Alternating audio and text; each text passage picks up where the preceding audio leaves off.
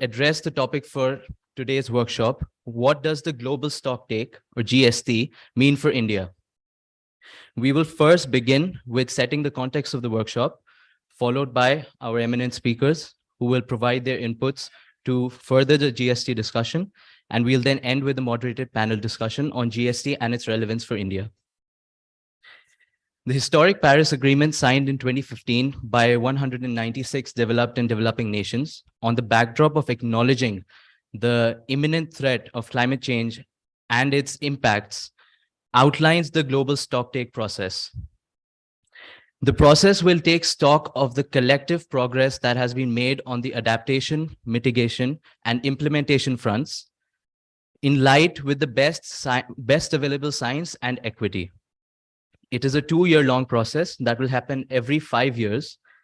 The purpose of the GST, though, is to nudge countries to update and enhance their nationally determined contributions, and therefore with a vision of forging stronger international cooperation to cooperate on climate action. We are now approaching the end of the first global stocktake, which will culminate at COP28 in Dubai this year. And with this background, let us delve into the proceedings for the day. I would now like to welcome Dr. Vaibhav Chaturvedi, who is a fellow at CEW, for his welcome address. Thank you, Zaid, and very good morning to all. I'm very happy to be here with all of you for this discussion today. For colleagues who I haven't met yet, I'm Vaibhav Chaturvedi. I lead the long-term modeling work and the carbon markets work at CEW. This is a very interesting workshop where we have CEW, IIM Ahmedabad, and IDRI have come together for this very topical discussion. As a lot of us know, this year is also being called as the year of the global stocktake. Right? So this COP is going to culminate with the political part of this whole process, and that's what we want to discuss today. We have the great privilege and honor of having been joined by Mr. Richa Sharma, Additional Secretary, MOFCC. Thank you, ma'am, for joining us today. We also are joined by Mr. Majid Al Nekhalvi, who is the Deputy Chief of Mission, Embassy of UAE. Thank you for joining us today. We look forward to your keynote address and the special address for the discussion today. What GST is of course, there are different elements of the GST process. And during CEW's engagement with all the stakeholders, what we increasingly are realizing that a lot of these technicalities around the GST process need to be unpacked. And something very important for us, CEW is a research institution, and something very important for us is to go beyond the research and actually engage with many different stakeholders, be it civil society stakeholders from media or from the government. And during this process, what we have realized increasingly that things like GST, they're very important. Everybody knows that these are extremely important in the global kind of discussions. But the real understanding of what are the different elements of GST, was not really there. So this was the motivation for us behind this workshop, to unpack various elements of this whole GST process. And that's why we got an excellent panel, which we'll see today, discussing and unpacking various aspects of the global stocktake process.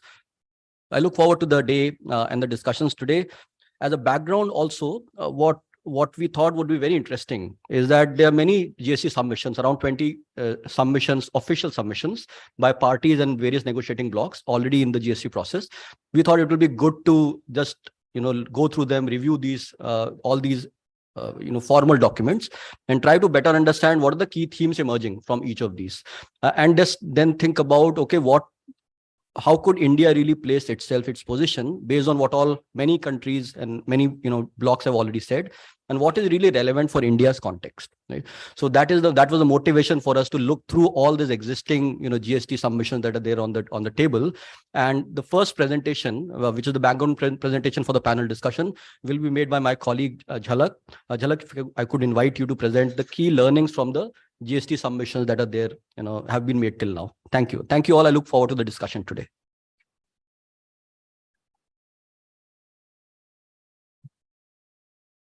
Thanks, Vaibhav. And good morning, everyone, and a very warm welcome to you. Thank you so much for joining us for this very critical discussion today on decoding the first global stocktake. Yeah. My name is Jhalak, and I'm a researcher with the Council on Energy, Environment, and Water. CEW is Asia's leading policy research institutions that impact sustainable development at scale with data, integrated analysis, and strategic outreach. We undertake economy-wide transformations and focus on quality of life through our key enablers, such as sustainable finance, technology, international cooperation, etc. So moving to today's topic, what exactly is the GST and why is it important? GST was established under the Article 14 of the Paris Agreement and was designed to assess the collective progress of parties towards achieving the long-term goals of the Paris Agreement. It assesses the progress across three themes: mitigation, which involves response measures; adaptation, that also includes loss and damage; and means of implementation, that assesses progress around finance, technology, and capacity building. It is a critical opportunity for nations to increase their climate ambition, to set the world on the right path, and contribute to understanding of what the global efforts and the priority actions look like. And it operates within the principles of equity, science, and inclusiveness. There are three phases to the global stocktake. The first phase is the information collection phase, which was commenced at COP26 2 years back. We received inputs from the Secretariat, multiple thematic bodies, official parties, as well as the non-party stakeholders to provide a balanced and comprehensive perspective across the themes. The second phase is the technical assessment phase, which assesses the key takeaways from the input submitted in the phase 1. There are 3 dialogues, out of which 2 have been completed, and the third one is slated for the Bonn conference this year. The third and the final step is the political consideration that will culminate at COP28 this year. Now, this is the most important aspect, where the COP28 presidency is also facilitating this to course correct, as well as identify the opportunities and challenges for enhanced international cooperation. So as Weber also mentioned, we have analyzed the various submissions that were received to basically decipher the key themes that were emerging from this. We saw of the total submissions, 45% of submissions were made through common established alliances, such as the LMDCs, the Alliance of Small Island States, G77 plus China, and 55% of the party submissions were made from individual parties, such as Australia, China, Indonesia, and many more. So just to tell about the emerging themes that emerged from these submissions across the thematic areas. Under mitigation, we saw that most of the parties spoke about addressing the emission gap. Now, if we see the current track, we are already on a 2.5 trajectory by the end of the century, and the GST should further this discussion on addressing this particular emission gap. Interestingly, we also saw that the submission spoke about the importance of the sectoral transitions, and we observed there was a specific mention of energy sector transitions. If we see the current research, 3/4 of the current global emissions come from the energy sector, and this highlights the need to scale towards cleaner energy. We also saw the submissions talk about the role of carbon markets as an important instrument and tool to help mitigate climate change. US interestingly talks about the importance of subnational carbon markets and underline its regional greenhouse gas initiative, which is important to understand since the national markets was not most successful in the US. And most importantly, most of the developing parties and blocs spoke about the importance of accounting the pre-2020 gaps. The government of India has also emphasized on this with many developing nations. And the idea is to take in account the past inactions in order to have an equitable future. Under the second theme of adaptation, we saw 80% of submissions talk about the rising impacts of climate change. If we see this in context of India, India is an extremely vulnerable country, and one of CW's research suggests that 75% of the Indian districts are climate vulnerable hotspots. This clearly sheds light on how important it is to address these climate change impacts. In addition to this, the parties also noted the importance of addressing loss and damage. While we saw some progress at COP27 in terms of the acknowledgement of the issue, as well as the establishment of the loss and damage fund, there is a demand for enhanced action through the GST. Submissions also talk about and lay emphasis on the nature-based solutions. If we see the current data, only 1/10 of 1% of the global GDP is currently deployed towards nature-based solution.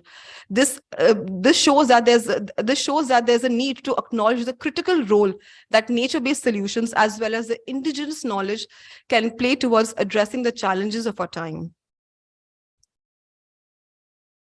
Under the third theme of means and implementation, there was a global need identified for better technology transfer, better quality finance, and enhanced support. Most of the submissions underlined the need for these three aspects.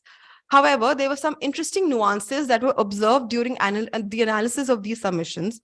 We saw that the Latin Caribbean group highlighted the approach to net climate finance. Now, this is a very interesting approach that we can look at to actually see what the real finance flows are there in the market.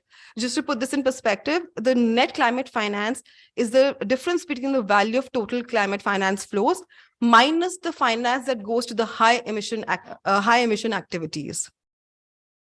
The African group of negotiators also highlighted the need to explore the financial instruments that do not lead to high debt crisis in light of their national context and priorities. Lastly, there were also some key themes that were emerging, cross-cutting themes that were emerging from the analysis. The submissions were dominated by the need for science-based outcomes. And we know that science it's critical and the foundation for understanding how climate change impacts our lives. This was closely followed by equity, where 70% of nations highlighted the need for this. Interestingly, Norway recommends broadening equity by going beyond historical responsibility and burden sharing aspects through equal access to opportunities that lie in a zero emission pathway, engaging different stakeholders across all levels, and just transition of the workforce. The submissions have also highlighted the need for data to better measure their progress. They have highlighted the lack of data availability and better systems to project the future scenarios. Apart from this, there were other key themes of consideration, such as international cooperation, implementation, and enhancing the UN process. So within this backdrop, we envision that there are some key enablers that would be important for India, as well as the global South in general. While some of these recommendations have already been mentioned, we are just reiterating the importance of some of these with a bit of more nuanced perspective. The first thing is accounting for the pre-2020 gaps. If we look at this, one of the CW studies, the developed nations collectively emitted 25 gigatons more than the estimated emission allowance. And to put this number in perspective, this is 9 times India's emissions in 2016. So this shows the need to look backward in order to move forward. The next thing that should be taken into account for the GST outcome is the importance of science. Now, this could be through definite concrete directions for the sectoral transition, expanding the research and scientific frontier for estimating loss and damages, and considering equity perspectives in the long-term energy modeling. Further, ensuring just transition in the GST outcome is also critical for nations such as ours, who are highly dependent on coal for power generation as well as livelihoods. So recommendation on ensuring this just transition would be helpful for nations such as ours to act on ground. The importance of finance cannot be stressed on enough. And if we see that India would need $10.1 trillion for its net zero transition. Now, this number clearly highlights the need to identify the sources, the type, and the quantum of funds to fuel its development and ensure the transition. We also hope that the GST outcome provides some recommendations on enhancing the technology partnerships and collaborations, especially for technologies of the future, such as the green hydrogen and CCUS, and also promote co-development and co-ownership of technology. We envision and hope that the GST outcome also recognizes the role of carbon markets across the sectors to mitigate the emissions, and also share some best practices that would be helpful for nations who are seeking to use this tool in the coming few years. And lastly, we hope as the COP27 decision for the cover decision for the first time acknowledged the role of sustainable consumption, we hope that the GST outcome also acknowledges the importance of resource efficient behavior that India has been forefronting globally with Mission Life. I would just like to end the presentation by highlighting the importance of science with this one sustainability cartoon. We really hope that the considerations and the recommendations I've spoken about today are taken into consideration, and the GST shines the light where the inaction prevails. So thank you very much. Great. Thank you, Jhalak, for the presentation. And in fact, the cartoon that you saw at the last, just to share with all the colleagues here, CW has started a series which is called the What on Earth.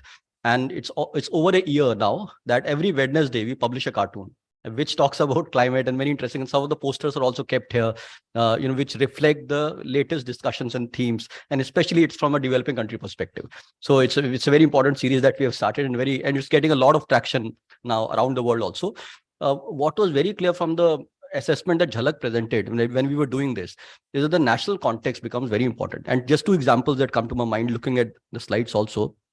First is the African Nation Submission. They clearly emphasize that finance should not lead to indebtedness. And that's a very interesting national context, because indebtedness is a big issue in African countries, especially poor economies. And it is in the GST submission, they've highlighted the importance of this issue, that it should not be exacerbated because of all the financial flows that is coming. Second interesting example, which highlights the context, is the US example, the carbon market example. As we know, all over the world, many countries are experimenting with the national carbon market. In India also, both houses of the parliament have passed this national carbon market. But the US, there was a lot of debate on national carbon market framework. They tried for a lot of time. It did not become successful. So the national framework actually failed in the US. Now, what is being more successful is something like a California emission trading scheme, the regional, which is the Northeastern initiative, the regional greenhouse gas initiative. Essentially, the US perspective, they're not talking about national carbon markets anymore. They're talking about subnational carbon markets. That's a very context-specific thing, and that is also reflected in the US submission. So the context becomes very important, and it's very interesting. This assessment was also very interesting for us when we were thinking about all these discussions. So thank you, Jhalak, again. Now, with this, I would like to invite for a special address Mr. Majid Al Nakhalvi, the Deputy Chief of Mission at the Embassy of UAE in Delhi. Mr. Majid is an Emirati career diplomat with experience in economic and political affairs, particularly in the context of international relations. In his current role, Mr. Majid looks after key issues that help drive that strategic relationship between UAE and India. And also, he has previously held positions with the Ministry of Foreign Affairs and the International Cooperation at the UAE, the Office of UAE Foreign Minister, and the UAE Embassy in Canberra, Australia. He holds a bachelor's degree in international relations from American University of Sharjah and a master's in national security policy from the Australian National University. So Majid, welcome again. Thank you for joining us, and we look forward to your special address. Thank you.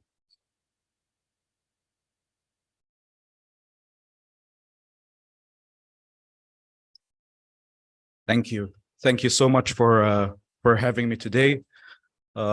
Distinguished guests, respected Additional Secretary, friends, colleagues. Thank you to CEW for inviting me to speak today about climate action and the Global Stocktake. As you know, the UAE will be hosting COP28 at the end of this year. And we understand that COP28 must be a practical COP. A COP of action, a COP for all. It must raise ambitions and move us from merely setting goals to taking decisive action across 4 pillars: mitigation, adaptation, loss and damage, and finance. As the first GST of the Paris Agreement, COP28 in the United Arab Emirates will be a milestone moment for global action. But the GST must be more than identifying gaps in the climate action. It must focus on forward-looking solutions to close the gaps. In climate action, it must focus also to be inclusive of all sectors, particularly agriculture and food waste, energy, the built environment, transport, and the hardest to abate industries. While we cannot predict the final outcome of the GST, it is clear that the world is off track across all pillars of the Paris Agreement. We need a major course correction, not a course correction, a major course correction. To achieve this, we must put the GST on everyone's agenda. And we will need your help to make it a transformative moment, with all stakeholders coming prepared to play their part at COP28. Every country, every sector, and every individual must understand the opportunities for them and the role that they can play. The UAE is committing to putting the response to the GST at the forefront of our COP28 presidency, underpinned by science and delivered across every sector and industry. To truly deliver on the Paris Agreement, our response to the GST must encompass the following 9 key points. 1, keeping the 1.5 degrees Celsius target alive. 2, ensuring a just transition that leaves no one behind. 3, reducing the carbon intensity of hydrocarbons as long as they remain in use. 4, working with the energy industry to accelerate decarbonization, reduce methane emissions, and expand hydrogen production. 5, mobilizing more climate finance, especially for adaptation, and making it more affordable and accessible through reform. Leveraging every concessional dollar to extract $2 or $3 of private capital. Addressing loss and damage to support climate vulnerable communities who bear consequences despite minimal contributions to climate change. Completely transforming our food and agriculture systems, which account for 1/3 of global emissions. And finally, ensuring an inclusive and collective response to the GST. In conclusion, as we prepare for COP28, let us all come together to tackle the urgent challenge of climate change.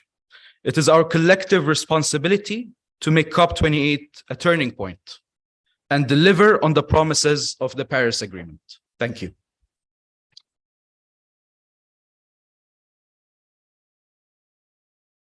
Great. Thank you, Mr. Majid, for emphasizing some very interesting and important points.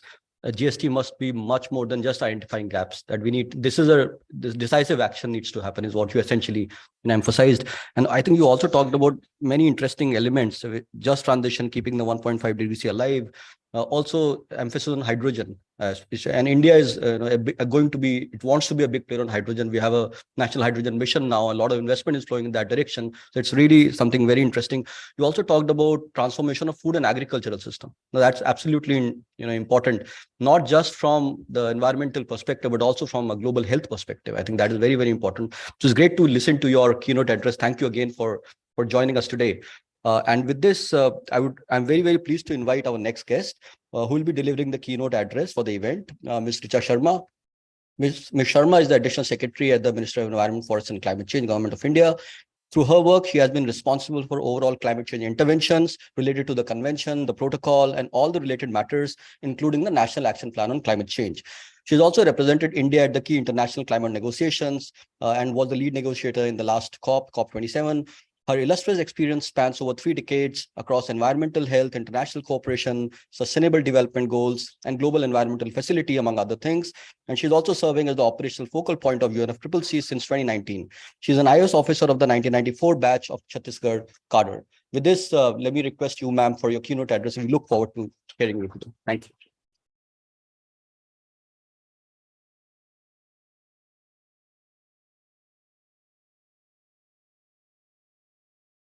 Excellency, Mr. Majid Al-Nakalawi, ladies and gentlemen, let me begin by thanking the Indian Institute of Management, Ahmedabad, IDDRI, and the Council for Energy, Environment and Water for organizing deliberations on this very important topic, GST, and it promises to be the headline outcome of COP28 later this year.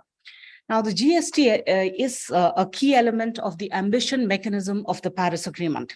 The Paris Agreement came into force with the hope and the promise that its approach of voluntary determination of national climate targets in the light of science and equity and its cyclical processes of review and updates would be robust enough to keep the world on track to achieve its climate goals. Ramping up action on climate change is at the heart of the Paris Agreement, and the GST is the key lever to make that happen.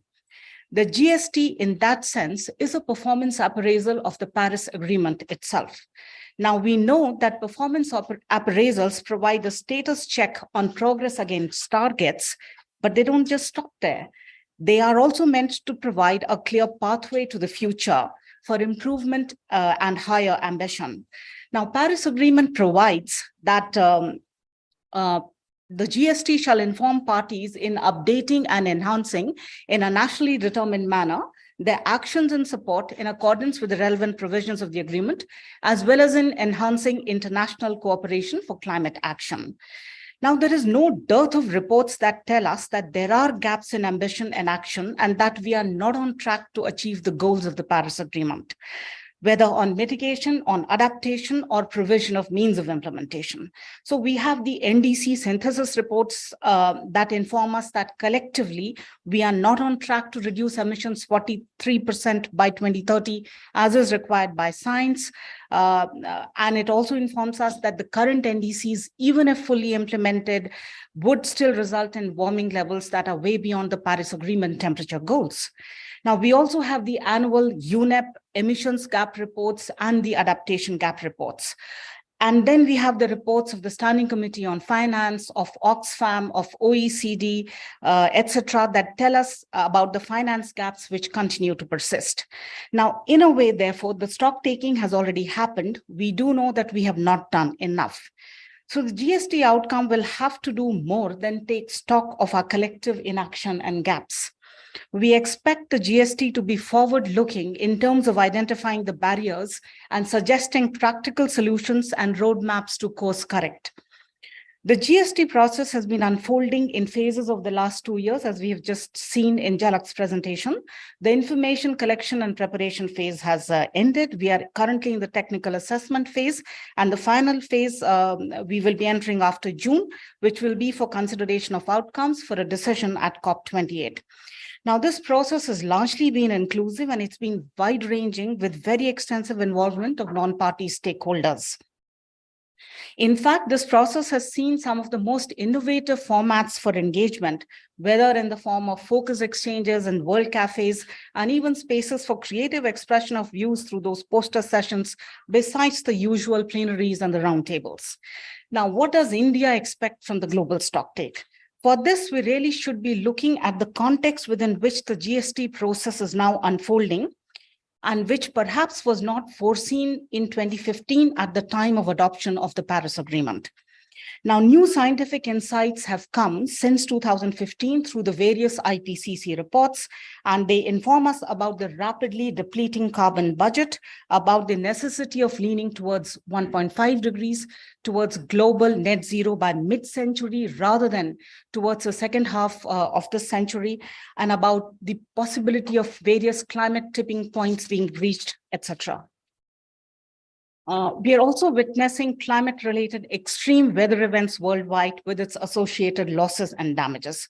Food and water security, habitations, livelihoods, and infrastructure, biodiversity, much is at risk. Now, there are barriers and challenges to the global economic transformation required to stay on the 1.5-degree pathway. At the same time, there are also opportunities and solutions. So from our perspective, a robust GST outcome should reflect the gaps in our collective efforts in mitigation, adaptation, and means of implementation. It should furnish a sound analysis of reasons for those gaps. What are the barriers and the challenges? And it should provide recommendations in the form of sectoral opportunities for use by parties as per national circumstances. Let me illustrate that with an example. Now, India, as you know, has not taken any sectoral, gas-specific, or absolute emissions reductions targets in its NDCs. India's NDCs are about emissions intensity reduction, installed electric capacity from non-fossil sources, about carbon sinks, and promoting sustainable lifestyles, among others. Also, our NDCs are for a 10-year time frame. So we would welcome learnings from the GST that could help us in considering the merits of setting national climate targets differently, and if we should consider a shorter time frame for our new NDCs that we are due to submit in 2025. We would be interested in recommendations about institutional arrangements that would be fit for purpose in this critical decade as we move towards global net zero by 2050. So we welcome practical solutions and best practices that provide a direction of change and course correction globally. What we cannot accept is mandates and prescriptions that would undermine the right of sovereign determination of national climate targets. So the GST outcomes, I repeat, should not undermine the nationally determined nature of climate targets and the fundamental principles of equity and CBDRRC. We also expect that the GST process would identify the knowledge gaps in our models and scenarios that underpin 1.5 degree and least cost mitigation pathways. Equity remains unaddressed in the scenarios assessed in the IPCC reports, and it is seen that the existing disparities between the global north and the south in energy consumption, in emissions, etc., are projected well into the future as well. And least cost mitigation pathways also allow for continuation of high carbon lifestyles in the global north on grounds of opportunities for decarbonization at lesser cost in the developing countries. So we expect the GST outcomes to be balanced across all pillars of the Paris Agreement and be based on equity and mindful of the fundamental principles of the Convention and the Paris Agreement. The GST should not have a mitigation-centric outcome. It should provide an assessment of support provided by developed to developing countries, including financial support, support in tech development and transfer, and support for adaptation. So let me end by reiterating that we expect the outcome of the GST to be forward-looking and facilitative of the large-scale systemic global transformations that are urgently needed for staying on track to reach the goals of the Paris Agreement.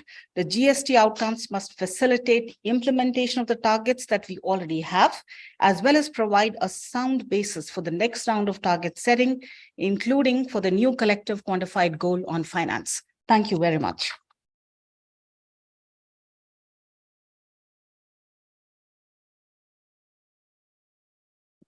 Great. Thank you, Ms. Sharma. I think you have really put an excellent speech and given a great food of thought for all of us.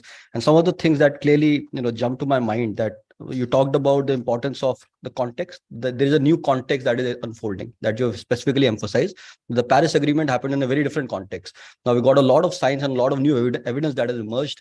And we need to be cognizant of, especially you talked about tipping points also, the science and the tipping points that we're already seeing in terms of impacts that are happening, not just in India, but across the world.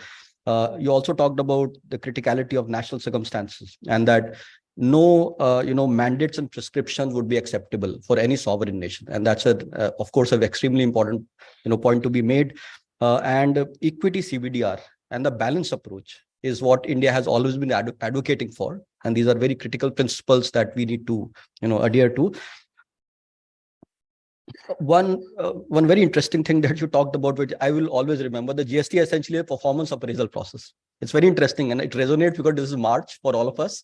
It definitely is the performance appraisal time for us in the institution and across the larger ecosystem. But GST is definitely a performance appraisal. And as you have said that, this is not that we have not appraised our progress. We know because of so many reports that you have highlighted that we're already not on the line of either emission mitigation or finance. So some sort of performance appraisal has already happened. The question now for GST is not to re-emphasize. Of course, we will re-emphasize the same important things, but it's also thinking about the barriers and the solutions, the barriers to achieving or expediting, whatever actions we need to take, both on finance and mitigation, but also the solutions, the very practical solutions. That is what we need to think about. And that is exactly what Mr. Majid also said. The very interesting comments that are coming from, I think, both our speakers, that the solutions and decisive action is something kind of very important for this COP. And ultimately, ma'am, you also talked about that, how do we view national carbon targets differently? And that's a very interesting point of thought for all of us also as researchers. How do we really rethink about national targets that have been formulated in a particular way, and also what kind of institutional arrangements that we can think about. So thank you for highlighting all those very, very important points. We're glad to have you with us today. And before I hand over to Zaid, I will request all the speakers and also all the panelists to come on stage for just a quick photo op, and then we'll move to the panel discussion. Please join us on stage. Thank you. Koyal, Aarti, Professor Garg, please. Yeah, Jhalak, Sumit, yeah, please, Pallavi, please. Sure. Yes.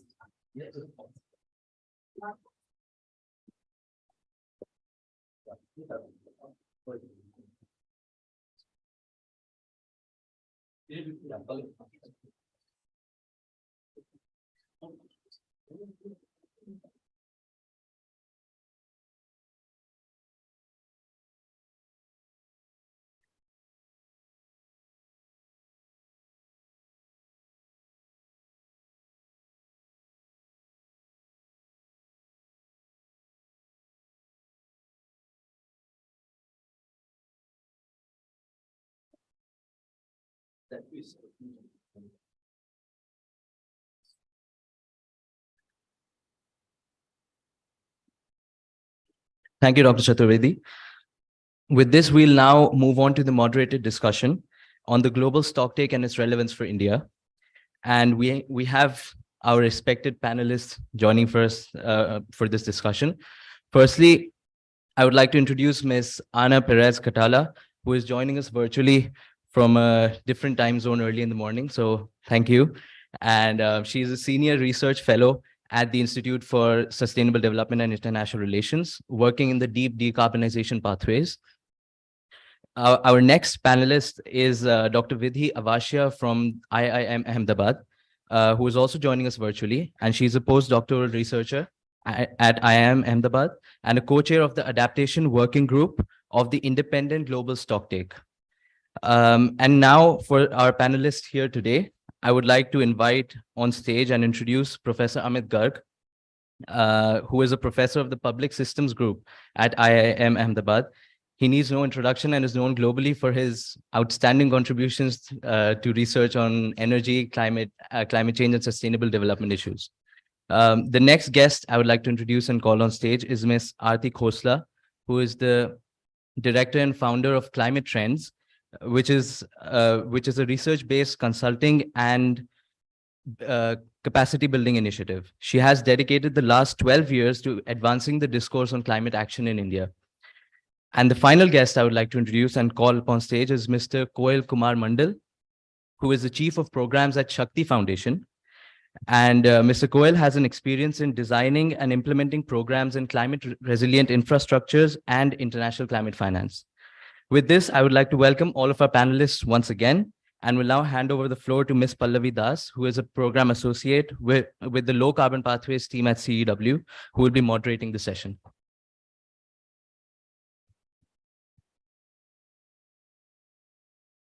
Hello. Yeah. Good morning, everyone. Thank you very much for taking the time out and being here today. We have a stellar panel with us. I'm super excited to be moderating this session. We have representatives from academia. We have representatives from civil society, both domestically and internationally, and we have media. So we are very happy. Welcome all of you once again, in person and online. Thank you, Anna, Vidhi, for joining us online. I think the importance of the global stocktake has already been highlighted enough by Jhalak, by Vaibhav, by our keynote speakers and our special address speaker. So I will not go into the importance, but really try to dive down and understand what has happened so far, what are we looking forward to, how will the outcomes look like, and all of that together. So to start with, I would like to kind of talk about what has been so far the progress, especially in terms of the technical dialogues that have happened. And Ms. Sharma highlighted that this was very uniquely organized in terms of not just having simple, roundtables and World Cafe. They had films also. They had many other kind of audiovisual things that were there. Interestingly, CW's film had also been showcased at the second Global Stocktake at COP27 last year. So to kind of give us more detail on how the technical dialogues have been proceeding so far, I would like to invite Anna. She's been following this process for a long time now, and Anna. So could you please tell us how the technical dialogues currently have unfolded? How are the parties reacting to the technical dialogues? And how do you see these technical dialogues actually helping the discussion around the stocktake? Anna, please. Hello, everyone. Good morning, and thanks for having me. I see you see me on screen, so happy to welcome you all. And I'm extremely excited to be here, even if it's only remotely. Thanks for the invitation and for this collaboration. So yeah, let's dive into the topic. We had 2 rounds already of this so-called technical dialogue, which is basically a discussion between all the stakeholders. There's like non-state actors, there's the parties as well, scientists involved, there's civil society, et cetera, et cetera, et cetera. And I think it has been an interesting arch evolution. So it started earlier last year in the bond session with something that was focused more on identifying the gaps. So in the keynote speakers and in the introductions, we already said, well, we know the gaps that we have thanks to the science, but we focused the first technical dialogue on framing that. The second one, which was at COP last year, moved a bit more to what I think we find interesting in this session, which is the how we close the gaps. So here, there were some very specific sessions, even looking at like sectoral level and so on, that looked at, well, now how we do this transition. And now we're looking forward to the third one, which will be in a few months, in June in Bonn, which seems to be that it will move a bit towards seeing what outcomes could come out of that. As it was already highlighted, this all has always had different settings. Some were more formal, which is needed in the UN context, so like parties can express their views and so on. But it was very interesting to see also some of the more informal ones. So people who know me know that I'm really fond of the system transformation tables, because it allowed to look deep into some of the sectors that have been mentioned already. So how do we transform transport sector, or how do we transform the food systems, et cetera, et cetera. And that I think is beyond things that normally have been done in such space like the UNFCCC. And I'd say these type of interactions allow discussions to go deeper. So there were even some country voices expressing, sharing some best practices, for example, sharing examples from the country, like a law they're implementing or like an energy transition they are doing. So there's like a willingness to engage from the countries. If we look at maybe what's missing, is that for us, a key component of the technical dialogue and of the GST in general, and I think you would agree with me, is the part of international cooperation, right? That for us, the GST is a great excuse to just reframe how international cooperation is approached. You have all these country voices, you have all this knowledge put together that can help you understand then what's needed to go forward. And of course, some of it will be done specifically only by the countries, but then international cooperation will be needed to go beyond that. So we have been doing some work related to that, a bit of it with Professor Amit Garg, but he's also on the panel, on seeing exactly that. Like, we know all the countries have done this amazing work on identifying, for example, their NDC, their LTS. Countries know what they have to do nationally to transition, and therefore they also know which barriers they have, and they have been mentioned, like the GST could be a way to go beyond on those barriers. So if our vision for the GST is that countries use this space that is ongoing and that will finish at COP to bring forward what is needed to enact these transformations that are very nationally based, so we can also find solutions that are international. Of course, some solutions will be national, but many of them will need international cooperation. So if I have a hope for now going forward, is that with the last technical dialogue and entering now the political process towards COP, that we more and more look at what can be done nationally, of course, but beyond that, what can we do internationally to support these transitions? And I will stop here. Thank you.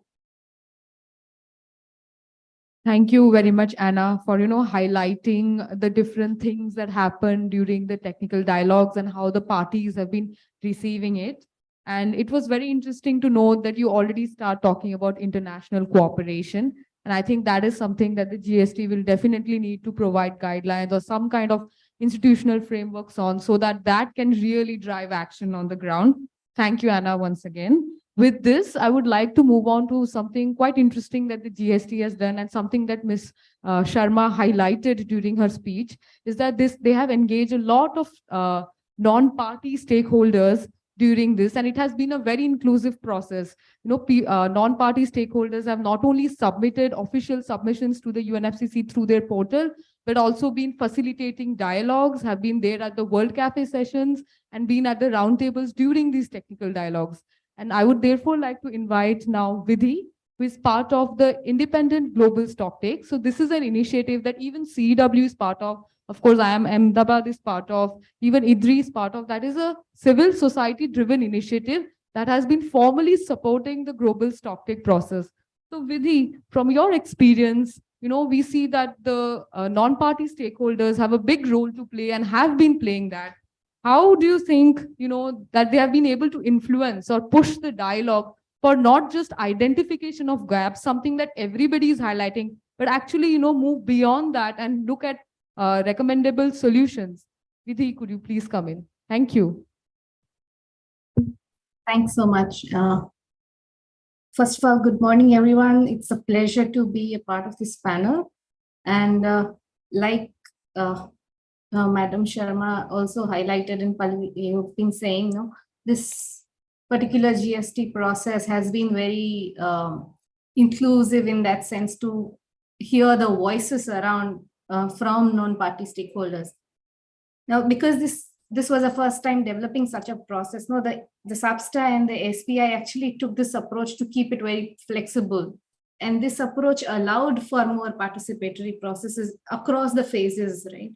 So right from the beginning, when they were designing the process, they conducted some informal consultations and heard everybody's views, that everyone who turned up, right? So that helped design the process such that it was more of a co-designed situation and not just a design for the parties, right? So everybody's voice was allowed to be heard.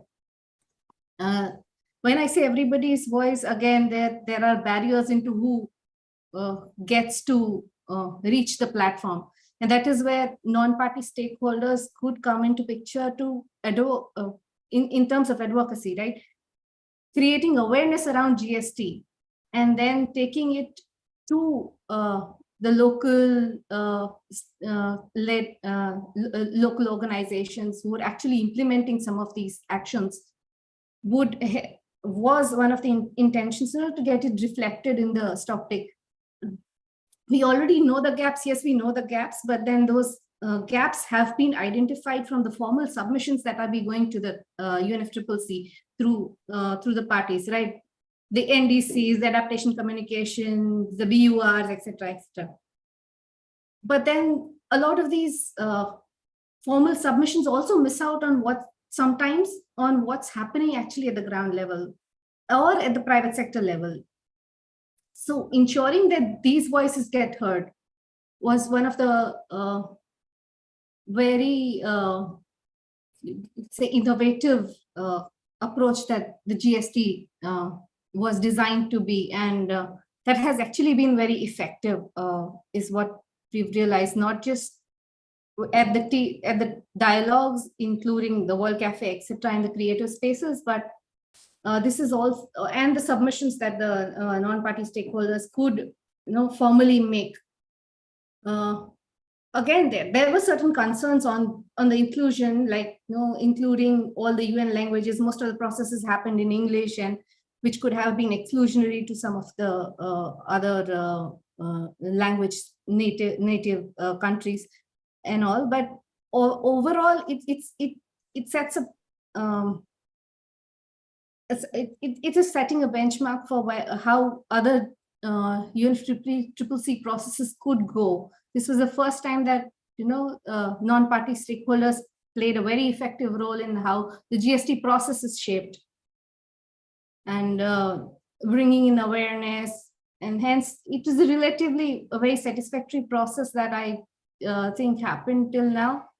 And I hope it continues into the political phase as well, because all these things were more of, in the technical phase where you're collecting information, you're analyzing what's happening, you're doing some assessments on what are the barriers, what are the opportunities, etc. But getting it translated to implementation from parties and accepting as the key messages during the political phase would also kind of require some push on the non-party stakeholder side as well. Right. Thanks so much. Thank you very much, Vidhi. I mean, these are some of very, very interesting points that you make. One, of course, on the language inclusion. I think that is very important to note. One very important thing you said, of course, they got non-party stakeholders, but they also talked about private sector. They talked about, ground level action. So it is interesting to know that, the UNFCCC process for the stocktake really tried to include everyone in their kind of demonstrating how the outcome could look like. So thank you very much, Vidhi. And now I would like to invite Professor Garg. He needs really, really no introduction from all of us. Many of us kind of have seen his work in the various, contributions that he has made, both by advising Government of India and being part of many of the scientific studies that have gone out. So I would like to invite Professor Garg to talk about, of course, the themes of the global stocktake are there, there's mitigation, adaptation, means of implementation, but there would be definitely some of those critical themes or critical gaps that this global stocktake, which is the need of the hour, will definitely need to address so that this can be relevant, not just for India, but also from the global South perspective. So Professor Garg, please. Thank you. I'll start with Alice from Alice in Wonderland. There is a quote therein that it is a strange place. You have to run faster and faster to remain at the same place.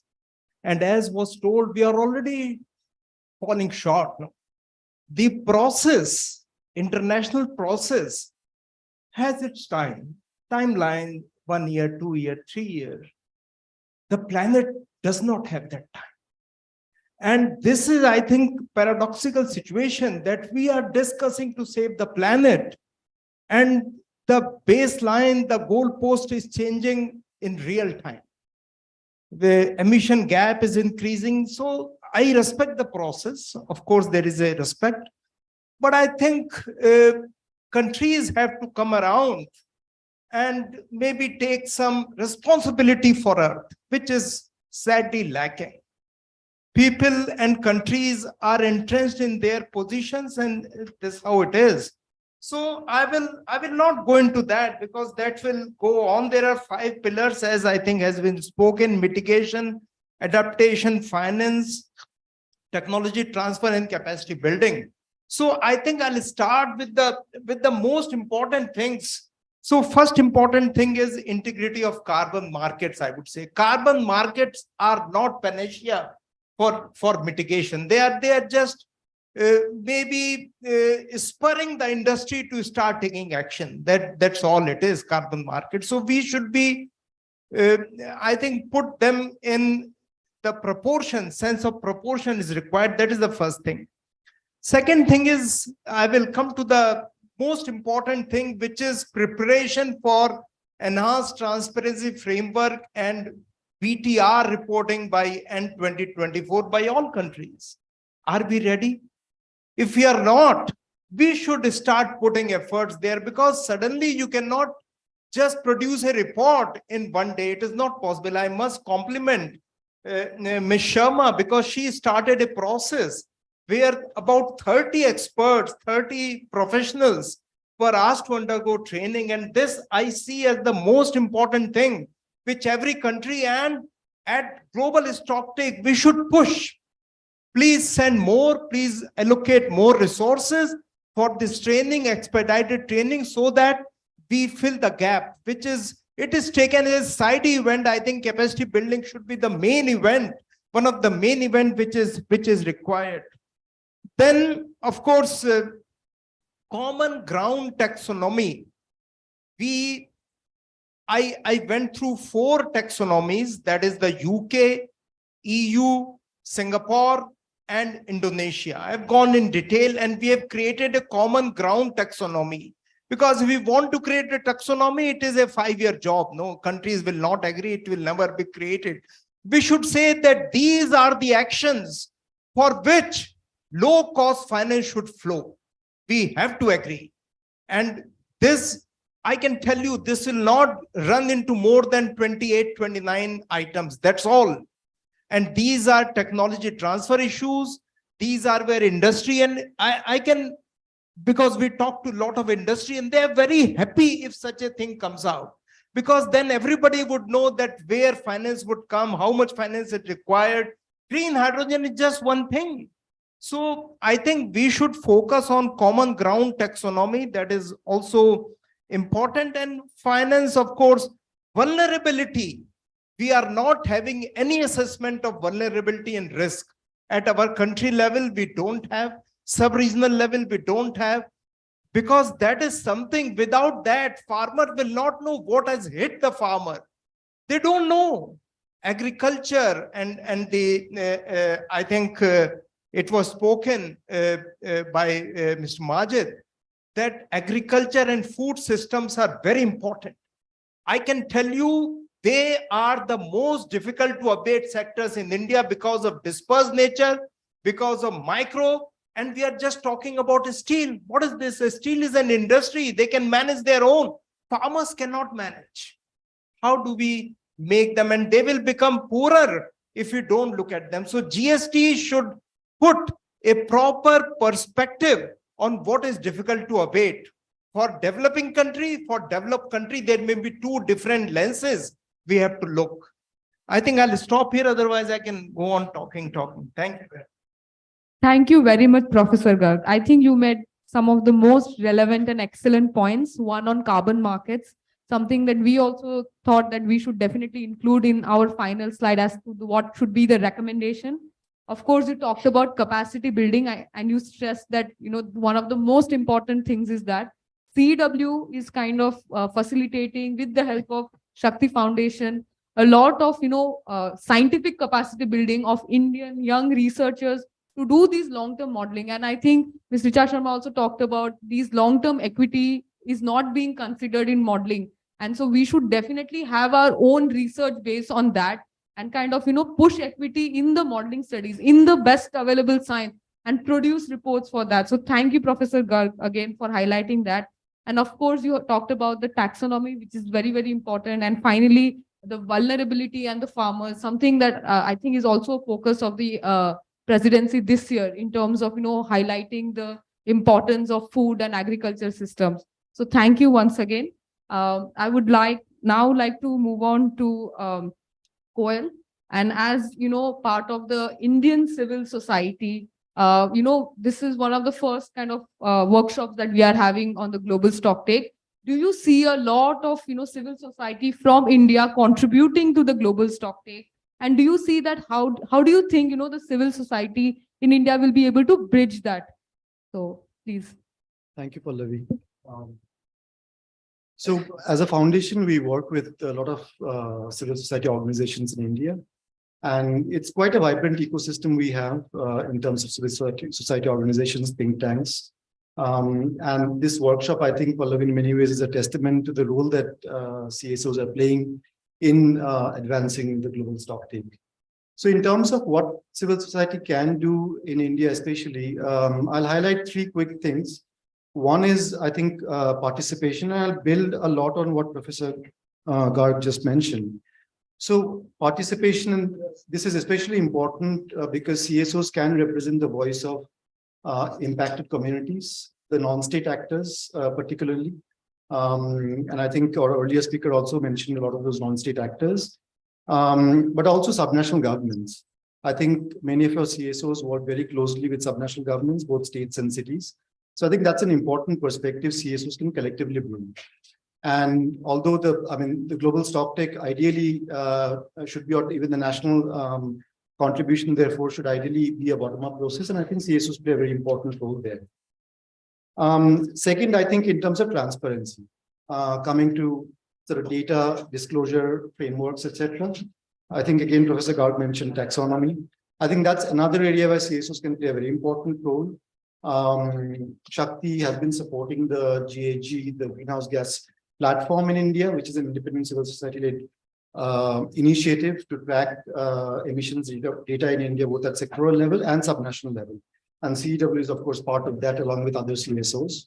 So I think that platform itself has provided very important data, transparent data, and independent data for this process. And I believe many of those actors, cohorts, are also participating in the GST process as well. And lastly, I would mention accountability. Based on all of this, how do you hold national governments accountable? How do you hold the process accountable? So I think CSOs play an important role there as well. And finally, to the point of, it's not just a report card, ma'am mentioned this earlier, it's looking beyond. I think CSOs definitely play and should play a more important role there. Once the stock taking is over and once the political process kicks in terms of actions and forward-looking sort of talks, CSOs definitely have a very important role there as well. Thank you. Thank you, Mr. Koel. I think you highlighted some of the key things, and I'm very happy to see something that you said, that CSOs can bring the voice from the ground. I think that is one thing that CSOs can do, and that is definitely like one of the roles in terms of the CSOs in India. And in terms of data and transparency, of course, you mentioned the state level GAG inventory, the GAG platform that we currently have. We have kindly got support from Shakti for that. So I think data transparency, as you mentioned, can also be there. So thank you very much for your comments. Now I would move on to Ms. Aarti. She is part of the media organization, and I would like to reiterate something that His Excellency Mr. Majid said. He kind of not only called us, but called everyone to action. So all of us, governments, state governments, national governments, media, private sector, all of us really have a role to play in making sure that this stocktake is a success. So I would like to call upon Ms. Aarti so that she can talk more about how the media has been pushing the messages of the global stocktake, and what do you see the role of media really in making sure that the messages that the final global stocktake give us can be disseminated across everybody. So thank you. And yeah. A lot has been said already. I'll preface with a few things. First of all, the concept of global stocktake as it sits right now is not widely understood by the media. It doesn't have to be. Although there is a lot of increased coverage of climate issues, as climate becomes more and more entangled with lived reality as well as with the economic reality. Now, the thing is that the way climate negotiations have been covered in the past and in the last couple of years, normally media tends to give a geopolitical frame while covering these issues, and rightly so. I think when we say that GST is a moment of course correction, it seems very simplistic, but in the end, it's a whole battlefield out there in terms of who needs to course correct, who is responsible for it, and who needs to pay. And I think the role of media is to highlight at least all of these narratives, and especially in this year, the kind of headlines that we will see would largely hover around what is the responsibility of developed, how is it that you define finance, what is the role that more and more finance can play as you start to look at solutions. And looking at solutions is another role that media has really started to play.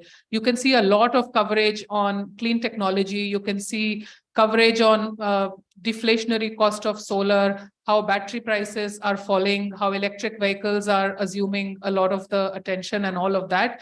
But in the end, when it comes to how critical minerals and strategic mineral assets are processed and mined, that is, again, a whole minefield over there. And that's also the role of media to talk a little bit about where battle lines lie over there. And I think that will assume importance in this year, given a G20 in India, a G7 in Japan, and a COP as well in this part of the world, which is unique geopolitically. And, there will be There will be divisions between the North and South, as happen in every negotiations process, but possibly also between the East and West, especially when it comes to some of the issues which are out in the open, like finance. There is something very important that the Prime Minister of Barbados had proposed, which eventually is being called as the Bridgetown agenda, where they will discuss how more restructuring of the financial systems can take place so that more money can be given to vulnerable countries and those that need it. And I think especially when something like a global stocktake, like esteemed speakers pointed out before, will talk about huge gaps, the role of media will be to talk really about how to make sure that those gaps are filled. As we are sitting, the IPCC is negotiating in Switzerland the sixth assessment report, which has been in process since the time the 1.5 report after the Paris Agreement was launched. The next time IPCC comes out with a report, either runaway climate change would have set in, or the implications would look very, very different. Madam Richa Sharma talked about the context of how was different at the time the Paris Agreement was negotiated. And I think for media to highlight how the context will be different by the time the seventh assessment report will come out in 27 or 28 or thereabouts. That is going to be a very poignant and a sobering story. There is lots to be said on how media is doing good already in terms of reporting on things like quality of life when it comes to air quality, on social cost of carbon, on clean tech and solutions. And it's not just about geopolitics alone, especially if you analyze Indian media. About 15 years back, the coverage with respect to climate was very different.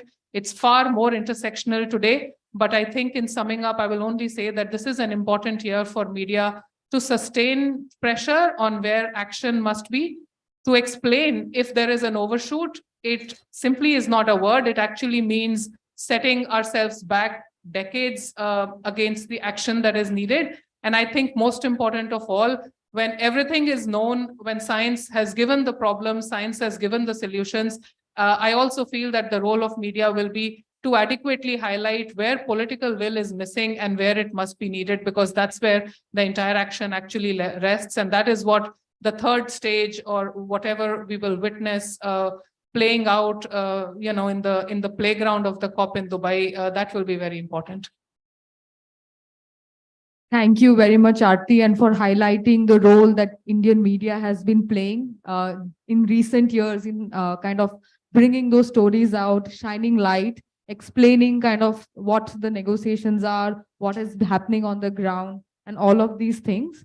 Now, moving from what has happened, we talked about the technical dialogues, we talked about what are the key themes. Now we want to kind of move the conversation to more of forward-looking and how the political outcome will really look like. What are the preparations that everybody here is doing to make sure that we have something that is relevant, that we can really kind of implement on the ground? So I would like to go back to Anna once again and ask her, how do you see the third technical dialogue really paving the way for the political phase, and what is everybody expected to do, what's really happening? And there are also the additional 2 sessions that they have added, the one in April and the one in October, kind of to vision how the final outcome will look like. So could you kind of shed some more light on this? Thank you. Thanks, Pallavi. Yes, indeed. So I think it all started because of COP27, when countries were discussing how to go about on this process, and they realized that the technical part is extremely important, but we already have these 3 parts. But then there's the political part that no one really knew how to structure. So that's what we have now, this year, 2023. We are starting the year with some submissions, that's another story. But then basically there's a consultation in April that should help start seeing the countries how this outcome would look like. And I'm talking the specific outcome, like what themes are included. Are we talking about sectors, like all these details? Then we're coming to what you are pointing out, the third and last technical dialogue in June. So where all the more scientific, technical inputs that have been provided will be in the final discussion. And as I had said before, the idea is that this one also helps start closing this process in the sense of looking what are the outcomes specifically.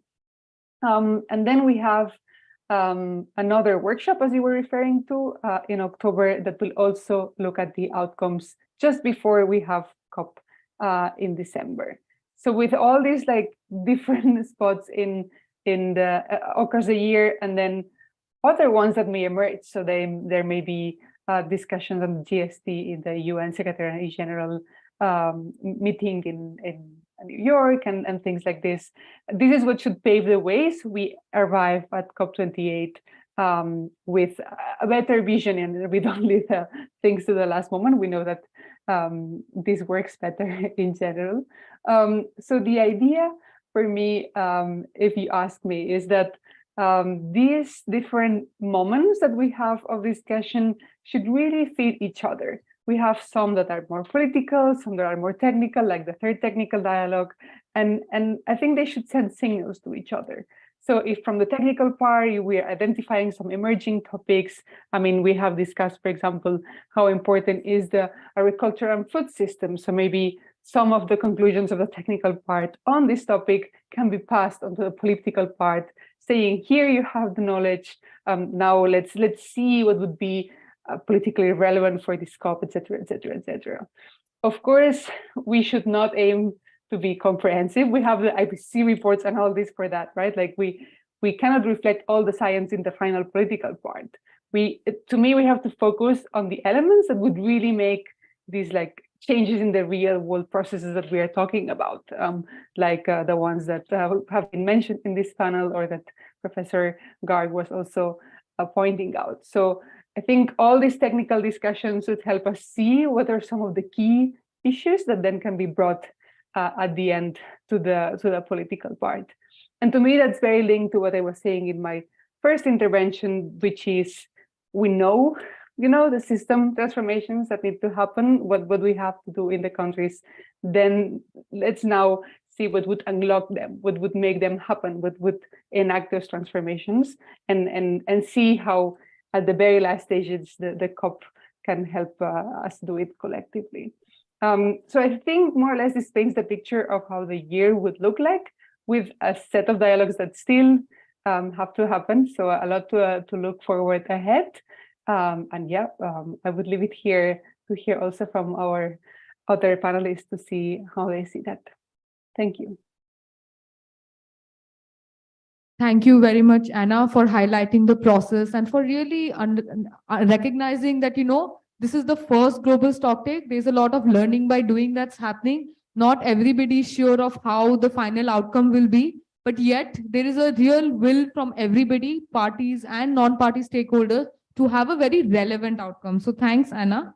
I would, kind of move back to Vidhi now and would like to ask her, what do you think, Vidhi, is, the non-party stakeholders' role in the run-up, in the political phase? Because, in the technical phase, it's easy to have kind of non-party stakeholders participating, facilitating, and all of that. But in the political phase, it gets slightly challenging. And this is something that you already said in your previous intervention, but I just want you to kind of elaborate more on how do you see the non-party stakeholders really participating in the political phase and kind of contributing to the final outcome? Vidhi, please. Thanks. Like I'd mentioned earlier, we hope this momentum continues. So there's the third dialogue, the 2 workshops that Anna mentioned, where non-parties could keep on, keep the ball rolling on this. Other avenues are also available to do that, like the regional climate weeks, and then there's a similar dialogue happening next week under the OECD, CCXG, etc., etc. So that's one part of it. Other could be, because the political phase will officially start after the TD 1.3. But COP27 already agreed to, start looking into it. The non-party stakeholders could actually start preparing for the political phase. start creating dialogues around it, like the one we're having right now. So these kind of things help get the momentum going, right? Beyond these two, they could also start advocating for impactful outcomes at COP28, not just to the parties, towards the party stakeholders, but also get in other civil society actors. So that could help build up a little need or pressure towards bringing in, ratcheting the ambition, enhancing action, etc. Beyond these political discussions, and that non-party stakeholders could contribute at regional, national levels, etc. What they could also start doing is not just look at GST1, prepare for GST2 as well, right? So they could continue working outside the formal process, documenting best practices, supporting discussions at various different scales and levels and sectors and around various themes, and start keep going the efforts. So, for example, if one is looking at building more capacity into corporate disclosures, make them more TCFD compliant, and keep working towards it, we're sure we'll get better information on what private sector is doing towards climate actions when we conduct a second GST. Right, so those kind of things that keep the conversation going would be non-party stakeholders' primary role, I guess. Not just for the political phase, but beyond the political phase as well. Thanks. Thanks, Vidhi. You said something very interesting. You said that the non-party stakeholders are, of course, contributing to the phase, but kind of should start looking at the second, global stocktake. I mean, this is very interesting. We have not even concluded one phase, and we are like so optimistic and really looking forward to the next phase. And I would really want to highlight one of the initiatives that CEW has started along with our partners at the University of Maryland. We are kind of preparing 11 young early career scholar researchers for the global stocktake. They come from 6 different continents and are going to be, doing research for stocktake. And we are also preparing them for the next stocktake. So I absolutely agree with you that this is not just this year's thing, but also in the coming kind of stocktake that is to come. With that, I would, like to shift gears a little bit more and come to the final political outcome. We will have something at COP28. And the media will have a very critical role for that messages of the COP28 to be disseminated. Not just, in highlighting, what's the gap, bringing stories from the ground. But once that message is there, really push that message so that that message kind of drives action on the ground. So I would like to bring in Aarti here and, ask her, how do you see the media and the media from the global south doing that and, bringing stories from here? I mean, if I envision the outcome of what in the end would look like, something like 1.5 is not lost. That is what eventually we would like to say. But as has been pointed out before, and the best of science actually says that even net zero commitments of the world are going to take everybody on 2.2 degrees warming. And several other studies talk about 2.5 and even more. And I think we are seeing what 1.1 warming already means. So definitely there is a role for media to just untangle the political outcome in a way that it doesn't give the impression that all is lost. Because when that is the headline that we have lost the moment and now we have to look at something else, I think that is a huge loss of the last 2 decades, and that has to be prevented and that has to be avoided. There is something as well to be done in terms of breaking down whatever the political outcome is in terms of what it means as opportunities, which has also been pointed out before, as opportunities for things to be done on the ground, whether it is by the corporates or it is by the fossil fuel industry. And I think there is a role that media can play in myth busting a little bit and talking about what are solutions which are transformative and what are solutions which are being promoted as transformative, but probably are not. I think I will reserve the details at this moment. But for example, last time, those of us who were at the COP saw how the discussions immediately changed and the flavor was changed when the phase down of fossil fuels was introduced, and it's not just the phase down of coal. And I think media not only loves to sensationalize this story, there is also a role that they play responsibly in being advocates on how this can be done versus what are the merits and demerits of doing it, who wins, who loses in this game. Because in the end, I think one role that media has certainly played is not keeping climate siloed. The way that they have intersected with geopolitics, with innovation, with technology, with business, with corporates, they have really established that whatever happens in terms of solutions has some winners or losers, and what is the way to highlight the win and loss. There is a lot of social media out there already today, and before a news story is filed, 5 tweets have already gone out and the story has been established. And I think we have jumped from a stage of lack of information to disinformation. And maybe a role of responsible journalists also is to be able to bridge that gap a little bit, so that while digital is a very good disruptor and a very good medium, let it not be a disruptor in the wrong way. I think mostly this. Thank you very much, Aarti. I think you have highlighted some of the most critical points. Media, of course, plays a role, and the social media aspect that you highlighted of tweets going out before the final story is out, and responsible journalism is something that we will definitely kind of push for. But I think I like the first point that you made of hope. Media has a role to play in showing hope, in not just kind of putting that dooms picture. So that, because there are many people, there are other, difficult things that everybody and the world is going through.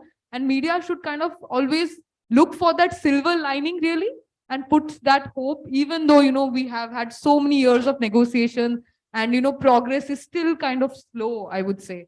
So thank you very much for that. Now, I would like to come to, more specifically India, and how India will be using the GST and its outcomes of the GST. Ms. Richa Sharma ma'am already pointed out, if the GST could kind of help in determining how we would really reset our targets, or how better to kind of set targets.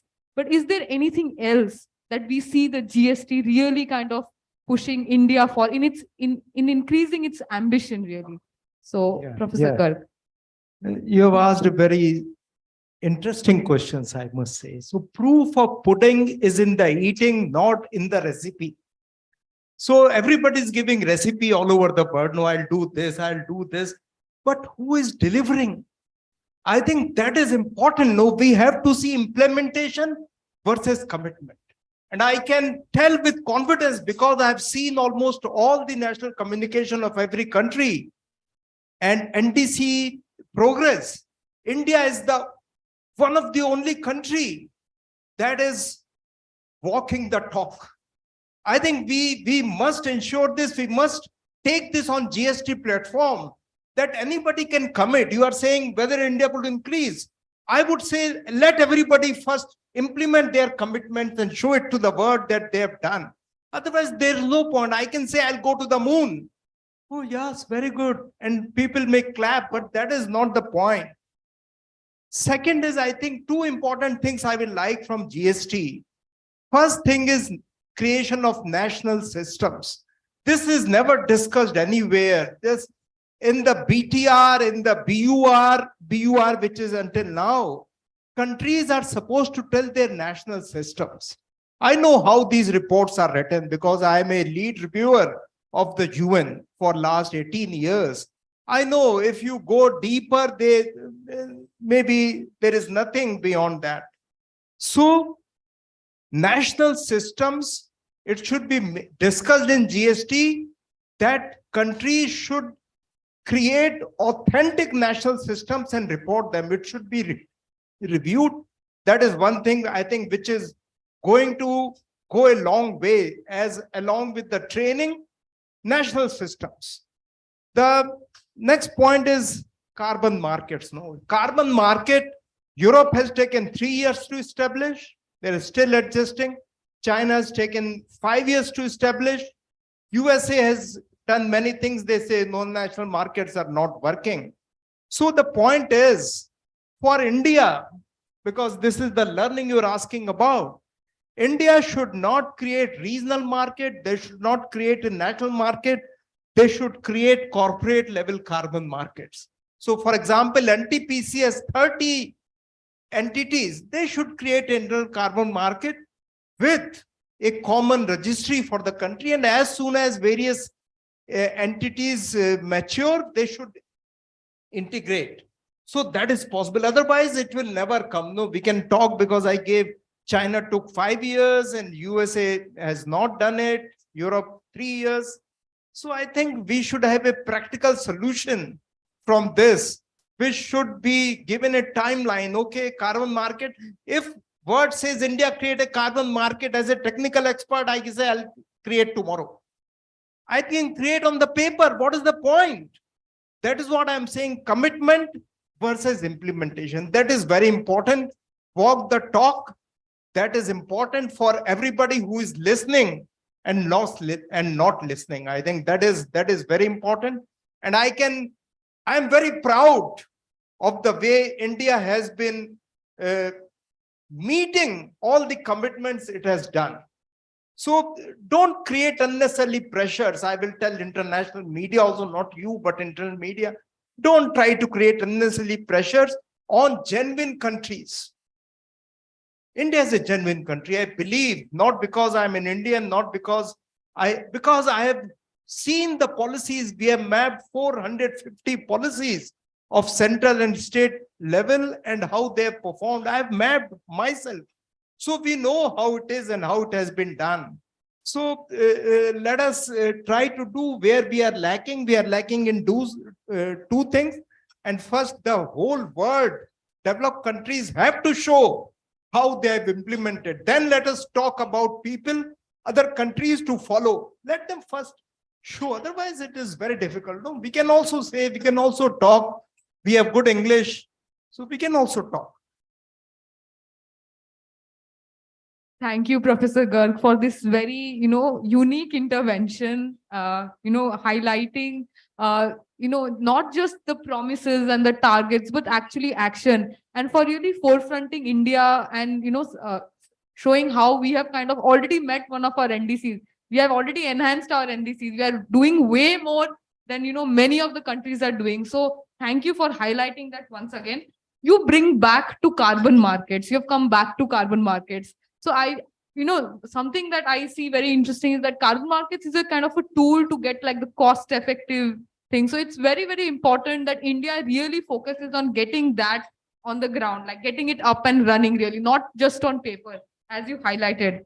And, lastly, you talked about creation of national systems of reporting, because you said you've been part of many of these, assessments. You've been doing reviews for various countries. And we will definitely need to build capacity and have that nationally in place so that we can really, kind of report better.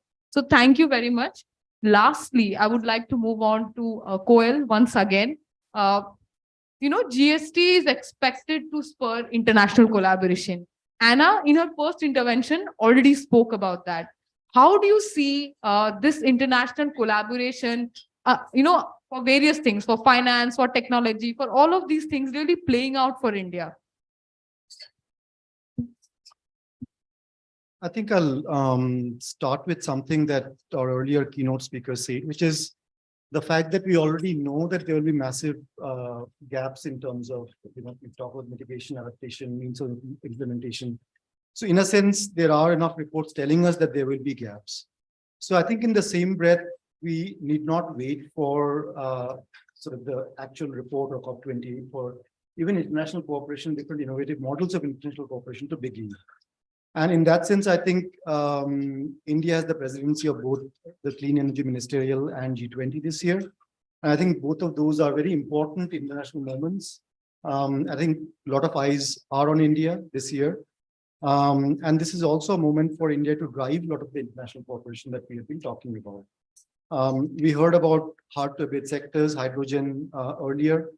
So I think the Clean Energy Ministerial, for example, gives an excellent opportunity for us to bring those things and see if a cooperation on global research or collaboration around new technologies can be arrived at the same. Similarly, in G20, I think Aarti mentioned the point on global financial architecture, MDB reform. Now, these are topics that squarely fall under G20, under the finance track, and discussions are happening. So I think, again, that's an area where India, along with other G20 countries, can already show the direction even before COP28 happens. Lastly, I think, there was a lot of talk about it's not just one actor, one stakeholder. It has to be every citizen, every business, every country. And I think that's what Mission Life, championed by Prime Minister, is all about, that we all need to take action. And I think that's something else, again, that India is trying to champion at this G20. How do you internationalize life? So these are things in which, by which I think India can already spur that international collaboration that we're talking about. But in addition, of course, mitigation and finance is just one part of the story. And I hope that, the GST doesn't end up just being that. Adaptation, finance, all are important. Loss and damage, they're very important topics. And again, India can play a role in championing these topics, not just for itself, but on behalf of other blocs, for example, G77, earlier mentioned, African group, small island nations, LDCs. So I think India has a key role to play in terms of both sort of providing a voice for others, as well as initiating a lot of these platforms and leaderships in collaboration. Thank you. Thank you, Koel, for highlighting the current G20 scenario where India is taking the lead of the Clean Energy Ministerial, where again what's happening here and all of that. So yeah, maybe we can. Yeah, I'll just continue. Yeah, so all of that. So I mean, the other interesting thing that you kind of mentioned is that India can not only just be the voice of India, but also of the global South. And that is something in the last couple of years, India has really been gaining momentum and kind of, being the voice of the South. So thank you for recognizing that and for highlighting that as part of international collaboration, really, because, supporting each other and global solidarity is also very important. With that, I would kind of like to open for questions. So, I mean, yeah, please, if anybody has questions, I would like to.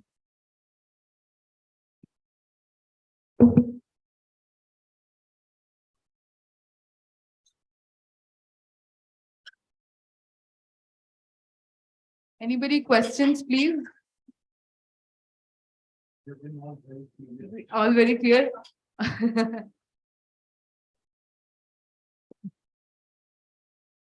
Nobody. Okay, yeah, please go for it. Hello. Thank you for this Maybe you wonderful could discussion. introduce Yes, yourself first. my name is Manish. I'm work with Terry. I'm just curious about something that Professor Garg you mentioned about thinking of a carbon market for corporates. So I'm just wondering, how do you think how different it would be from the PAT scheme, because that in fact is a market-based mechanism for corporates. PAT scheme is for energy, carbon is for carbon. So this is a major piece I can discuss with you at length. PAT scheme can have gaps. PAT 1, PAT 2, PAT 3, PAT 6 have come. And companies which were part of PAT 1 were not necessarily part of PAT 2. They were not necessarily part of PAT 3. So total about 1128 companies have been through different PAT and not repeated, some of them. So carbon market cannot have this gap. Every company has to follow the targets. PAT is, so PAT, a company which was in PAT 1 and met the target, period. Thank you very much. I'm not aware whether they are in PAT 6. They are not. I followed all the companies. So I think that is first one. Number two, carbon markets have to have a registry, carbon registry, which is national. PAT need not have. Third, energy saving certificates, e-certs that are generated through PAT scheme They were running at 250 rupees per TOE some time back. Then there was a minimum slab started, which is 10% of TOE price. TOE price in India is 18,000 rupees, technically, officially. So it is 1,800 rupees, the minimum price, slab price.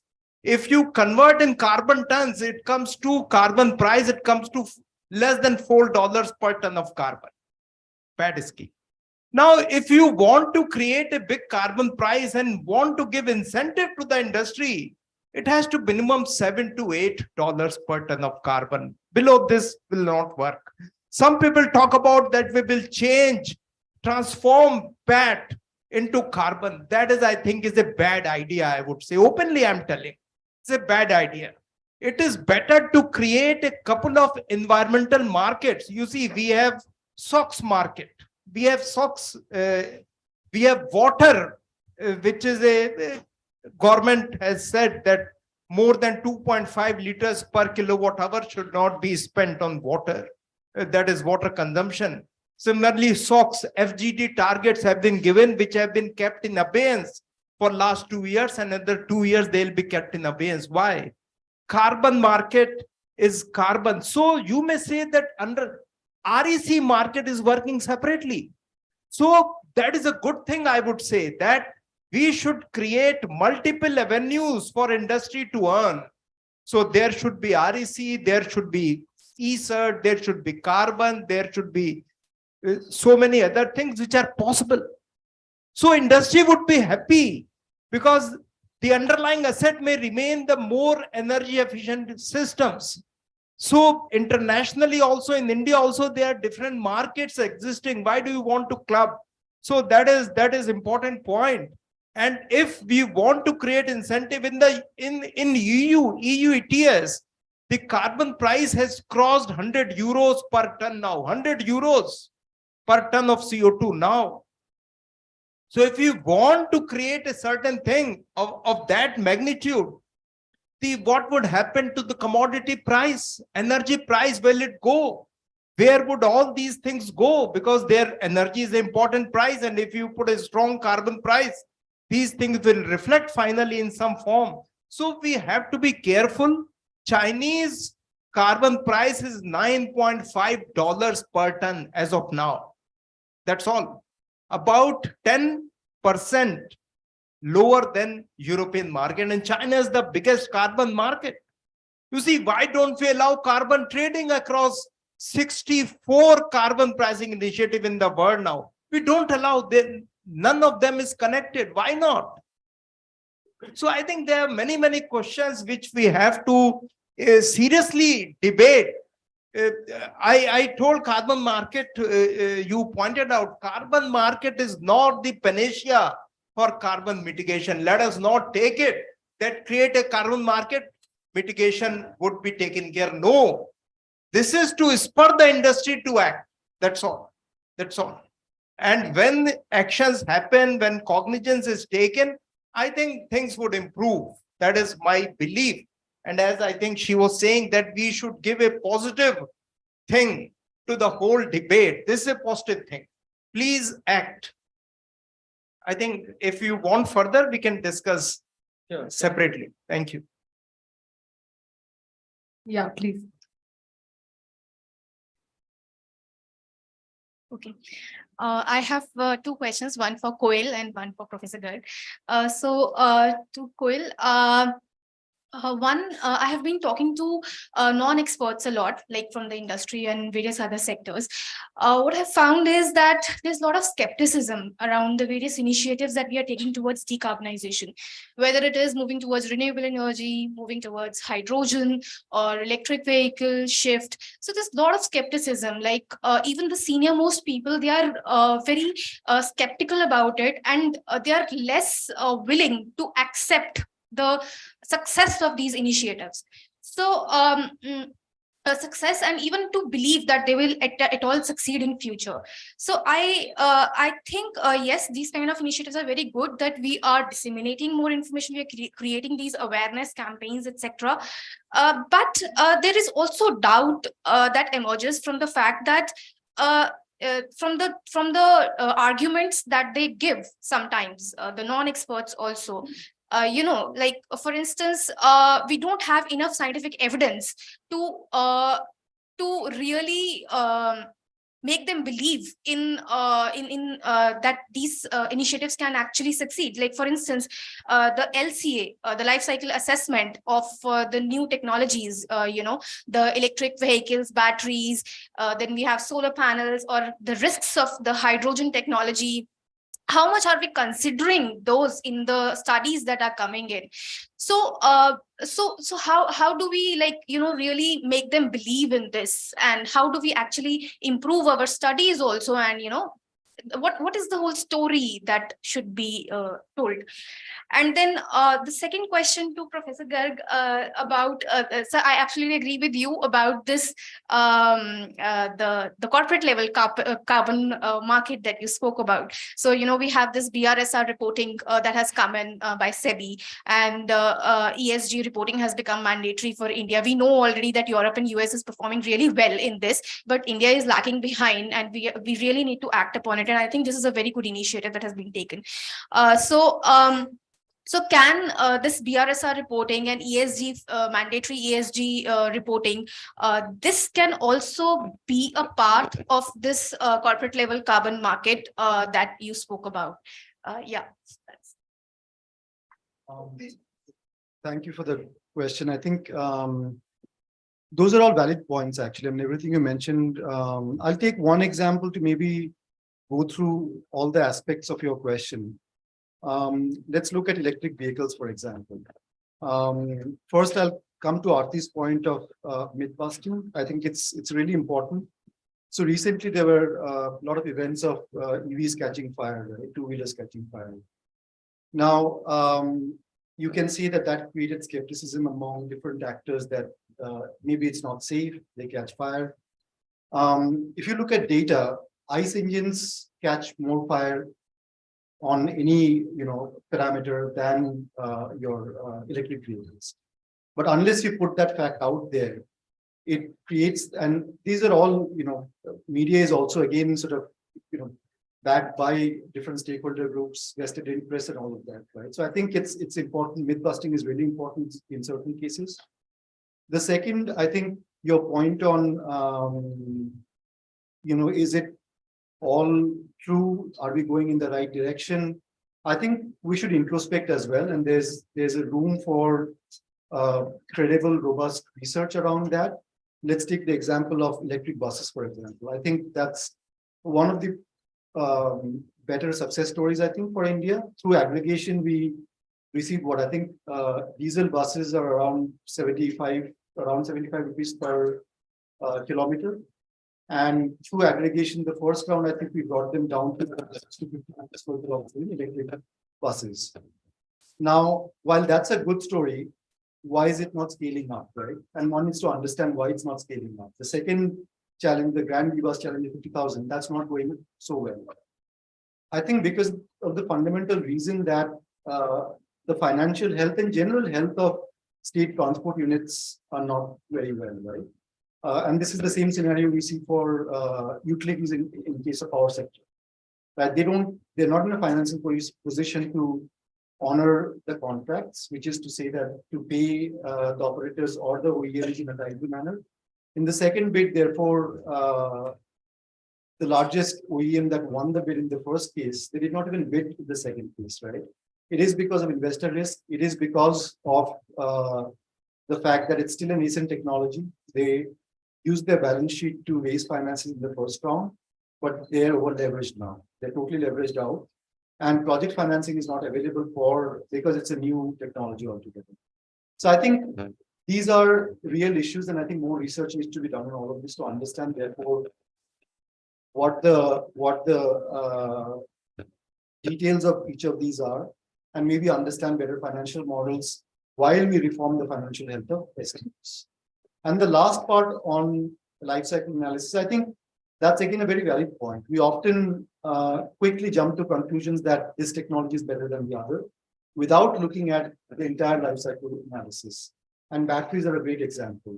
And a lot of those studies are being done by many think tanks now. So I think that these are all valid points. There is no one answer to this, but I think the overall perspective should always be that evidence-based research and media communications based on evidence-based research. I just took the liberty of responding briefly because, your point is that why is it that we are talking about it so much, but really those on the ground, companies, industry are not shifting? I mean, that's a real thing to fight incumbency, The biggest of the auto companies and are really struggling. Do they maximize the investment that they have made in R&D, push hybrid vehicles, or actually push fully electric vehicles? And if the biggest companies in the world are still in that dilemma, I think that dilemma passes down. And there is enough that we read in media about how even Toyota works with the government of Japan, and they do really believe that there is a big push that still needs to be made in hybrid and don't go fully battery, while there are some companies which really push for battery. So I think that's the fight between newcomers and incumbency to some extent, and that will continue. And that's where big decisions are made. There are big companies like Mitsubishi Heavy who do believe still that gas turbines have to be promoted across the world. So the pathway from coal to clean will go through gas, no matter whether whatever the levelized cost of electricity can always be explained, and setting up solar is 3 times cheaper, etc., etc. That's one thing. I think especially when you're talking about corporates, companies, people, that kind of people follow the money. Like everything that happened in terms of solar and renewables, to be honest, is not just about climate alone. It's because it made economic sense and people put it up. So if you follow the money, that's where the reality really lies. And I think just have robust regulation and systems, whatever they are. I was in Chennai 2 days back. We did some survey on why fleet owners are not turning to electric. And can you believe that they are not turning to electric? Because even if they want to, the electric policy of Tamil Nadu does not allow registration of an EV for a fleet owner. So how counterproductive is it to really push for manufacturing? And Tamil Nadu as a state has received 35,000 crores of investment because their policy was made on manufacturing and promoting that. But there is no adoption, because if you're running a fleet of 200 or 2,000 cabs, you cannot buy an electric vehicle because you cannot claim the subsidy, because there is no way to register a cab as an electric. Very small example, and this is a public forum. I don't mean to badmouth the Tamil Nadu policy. It's great. But you know what I'm trying to say, that there is also flaws in regulations, and, probably which is why despite lofty goals on renewables, it still takes time and effort to bring investment into solar. And I'm not an expert on that, and I will pause. Thank you. Yeah. So I think Professor Deepti Gupta, this is a very good point you have made. ESG and carbon are, I think, two sides of the same coin, because ESG is environmental and their carbon is counted there. So there is nothing, I fully agree with you. I have looked at all the BRSR report. There are 63 odd reports which have come in the first phase. And the format, there is no formatting. Anybody is reporting whatever the way they want to report, because there is no format. There are 142 items which every company has to report. But some report qualitatively, some report not available, some report some numbers. And the numbers, you know very well how number reporting is there. No, it may be emissions may not be reported properly as they are, because there is no proof how it is. So I think that would require some time to come up to task. Maybe I think at least 3 years, when the reporting becomes more and somebody starts analyzing, like people like you, we start analyzing, or Vaibhav or us, we start, and then we find out that what is the gap there and what is the actual reporting, what is being reported, what is actually happening. So I think ESG is the way. S and G have come in good. Last, I think 3 days back in the US media, they have come under heavy attack, social and governance, very heavy attack. And because of that, E is also sinking. So I think we should be very clear what is chaff, what is grain in this. And without environmental reporting, pakka reporting, it is very difficult to maybe do something if we want to link these two. Thank you.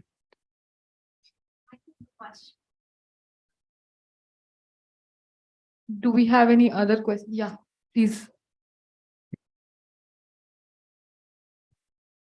So my question is for Professor Garg. Sir, you mentioned that agriculture and food systems is one of the most important systems in terms of mitigation. Like industries can do it, but we need to help the farmers. But so from what I know that agriculture and land use emissions makes up for a very small percentage of the total emissions. I may be wrong, you can correct me, but the number... 18%. Methane and N2 emissions are 18% of Indian emissions. Right. So, 1/8. right. So, okay. So it does make for 1/5 part. But do you think that, we may focus on like other sectors, like as what we are doing right now, such as energy and transport and buildings, because they make up for a greater share? You see, if you talk about this 18% emissions, they are mainly coming from 4 activities. One is urea, one is enteric fermentation, one is livestock emission. So, and one is this, of course, urea and 2 are same. So, if you see this, there are millions of farmers in India, in this country, very marginal and dispersed farmers. So, if you go to them, I think, Weber, you should make a cartoon here that I, as a rich guy, am coming that, oh, please change your agriculture practice because you are disturbing the word ecology. Now, what is this? The guy, poor guy, does not know that whether monsoon will come tomorrow or delayed by 2 weeks, doesn't know. The whole ecosystem is challenged. And then you are saying, please manage your agriculture emissions. There are 600 million livestock in India. 17% of global total livestock is in India. And this is for subsistence agriculture. This is not for eating. This is for sustenance of a family. Now you cannot go on and saying, please change your food habits of your cow or buffalo. I think it is not fair. So that is why I'm saying, because it is dispersed, because it is micro nature, it is very difficult to abate. Steel industry, if you see in India, there are 4 big players. They can manage, they can get technology and manage. If you use cement, there are 350 cement plants, and if you convert them into companies, there may be less than 20 companies. They can all manage technology. They have money, they have wherewithal. But farmers, you can't. They need for some support. They need support. So how do we provide them support? So neem-coated urea is one, because it improves the absorption of nitrogen fertilizer by at least 10 to 15%. Good. Emissions go down. So I'm all for such initiatives which are required. But I think we have to be very, very careful that in all this climate debate, we do not lose track of the person who are challenged. Thank you. Thank you. Bye-bye. Great. Thank you. I have a question, Anna, for you. First of all, great to listen to all the panelists here. So, Anna, you talked about international cooperation. I think any other panelists can also add on to what you say, Anna. So, international cooperation is always trickier said than done. Right? We have been talking about international cooperation so long. The first big thing we talked about was about technology cooperation. That technology transfer should happen, some cooperation. There are many frameworks in place. Actually, no progress on ground at all, because tech transfer at the core of it is a patent issue. And which company ultimately would let go of their patents? And unfortunately, no government is coming and saying, okay, we will reimburse you for your patent and make it globally available, like freely and globally available. That kind of thing has never actually happened, unfortunately. I was very closely aligned with the hydrofluorocarbon debate, the Montreal Protocol and the Kigali Amendment, that kind of research. CW did a lot of it. It's the same story there. HFC molecule is a technology that US companies hold. They can very easily make it freely available. It's not going to be very costly for the government. Never happened. So tech cooperation, or rather international cooperation, it's easier said than done. But 2 very recent successful initiatives come to my mind. One is the International Solar Alliance, right? That is also India and France started, but that is also cooperation, right? And that is actually now slowly moving towards a lot of good implementation, helping many countries in many different ways. Second is this Coalition for Disaster Resilient Infrastructure, CDRI. That is also India initiated. So of course, I mean, we know because India has initiated some such global platforms for cooperation, international cooperation, which are really helping many different countries in different ways. But I mean, is this the model for international cooperation? Like, are we talking about a hydrogen-centric, whatever, international platform or hydrogen, where countries come together? So do we have tech or sector-specific such multilateral platforms?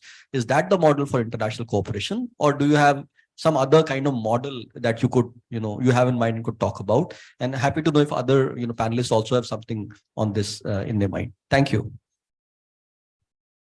Thank you, Vaibhav. Thank you for your question. And I agree, it is definitely not something that we can solve. It's or solve that easily. It's easier said than done. So I'm very happy you highlight that. I always highlight international cooperation because I think it's one of the forgotten bits of the GST, and that's why I always want to make sure that there's some emphasis to it, and also because I see there's a lot of potential, right? Like, when would you have so many countries bringing those type of information and having to talk to collaborate? Of course, there's other reporting mechanisms, and we have been discussing them today. There's a transparency framework and so on. But in this case, specifically in the GST, we are more obliged to look at how to collaborate and so on because of its setting. And that's why I really like bringing international cooperation into the discussion when we talk about the GST. In the case of how we actually do it, I agree there's many different ways. One could definitely be the ones that you mentioned, and you have been pointing out that they have worked in the past. So why not having something similar for other initiatives similar to the Solar Alliance or things like this? But I think there are broader things that we could explore different settings. For example, we have talked about capacity building a lot, and there could be cooperation and that internationally as well, or other ways. For example, we have been discussing a lot other ways of financing technology that are beyond the patent problem that you are mentioning. We have examples on how to do that with steel, if there have to be contracts for difference and things like this. So I think we would find different ways of doing it depending on the specific parts of the sector. But I agree that especially when there's financial interest behind, it's much more difficult to have I don't know, release a patent or something like this that you're saying. My hope is that we find specific issues that help us cooperate, that sometimes they only require willingness. For example, when we talk about finance and the need for more finance, for example, to help transition the hard-to-abate sectors. I'm not talking steel here. I'm talking about all this discussion about the food and agriculture system that Professor Garg was also bringing in. If we want to help transition that sector, we will need a very different type of financial cooperation, because this is a very disaggregated sector. It has multiple actors that go down to very small holders of land. So therefore, finding new ways of finance that can help those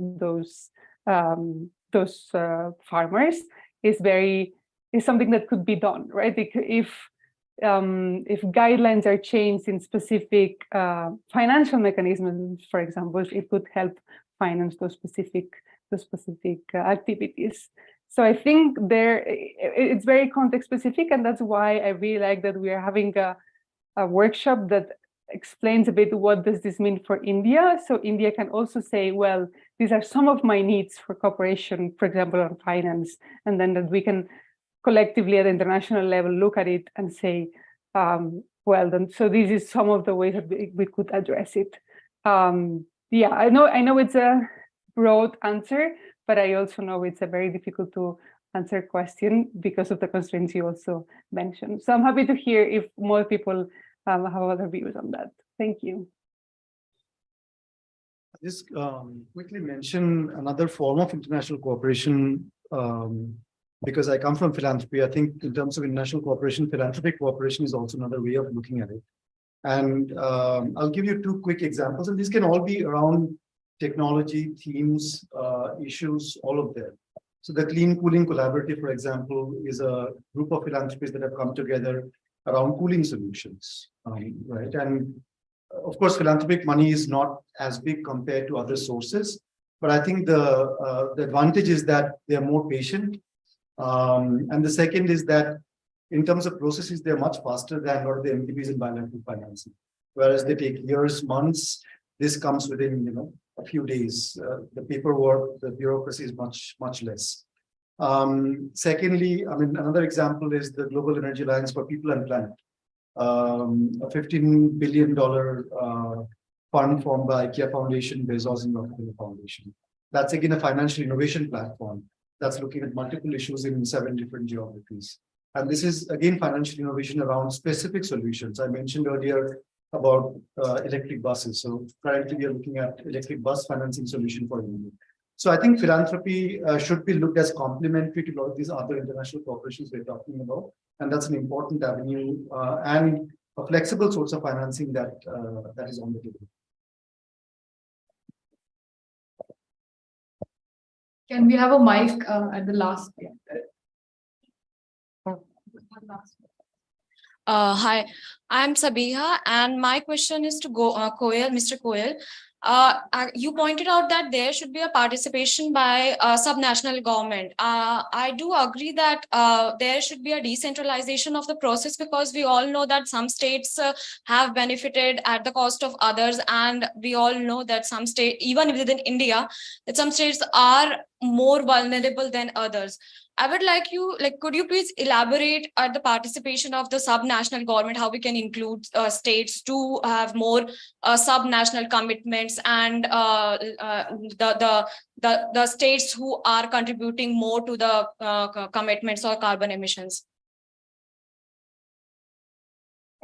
Thank you. I may not have the entire picture, but I think states are already taking, subnational actors in India are already taking a lot of action. And they have been for a while. It started a lot with adaptation actions, and rightly so, because communities are mostly impacted by climate change. And we saw a lot of early examples, Odisha, Bihar, all those state governments taking a lot of innovative actions in terms of building resilience, adapting to the impacts of climate change. But after Prime Minister's announcement of a net zero target and our updation of NDC, I think we see a lot of states coming forward and looking at emission reduction as well. Again, the few states that I know of, and we are engaging again with CEW and others, Bihar, for example, you know, one of the first states in India to have a carbon neutrality target. Along with a group of stakeholders, UNEP, Shakti, CEW, WRI, many people in the room here, we are trying to support the government to achieve its ambition of both carbon neutrality as well as adapting to the impacts of climate change, because Bihar is one of the states that get impacted by both floods and droughts. Similarly, we recently started a cooperation with Tamil Nadu, which has again announced subnational action. And I hear from my colleagues that several other states, Kerala, Goa, some of the northern states included, they're taking action on climate in terms of emission reduction as well. So I think that is slowly developing. And like you mentioned, in terms of capacities, capabilities, they're not all the same. The same principles that we talk about internationally, I think apply domestically as well. There are richer states, there are more capable states, there are other states that are not there yet. But I think that's where, at least I can talk of Shakti Foundations of Philanthropy. We try to work with all kinds of states. So at least there are models. So Bihar is a fast growing but not high GDP state, for example. Tamil Nadu is just the opposite. So I think we try and work with different categories of states to provide model examples for other states to replicate. And we're not the only ones. I know there are other foundations, bilaterals, multilaterals, along with this entire CSO network in India that are championing and working with states on this. Thank you so much for the questions. Thank you so much for, spending time and kind of understanding what the global stocktake will mean in the coming months. Thank you to our panelists, both online and offline. I see Vidhi, your hand is raised. Do you want to say something? Yeah, Because we're kind of to short add, of time. So yeah, no, please go ahead. just to add to what Koel said, when we say subnational, we forget that local governments are also a part of it. So city governments, there are platforms like C40, RC100, and cities like Mumbai already have a climate action plan in place. So things like those also need to be, put up front, made a part of the entire process, etc. That's it. Thank you. Thank you. Thank you so much, Vidhi, for adding on to that. Maybe now, in the interest of time, we'll close this session. And I would like to thank everybody once again for taking the time, for the panelists for their insightful discussions. And I will call upon Zayed to kind of continue the last part, the last leg. So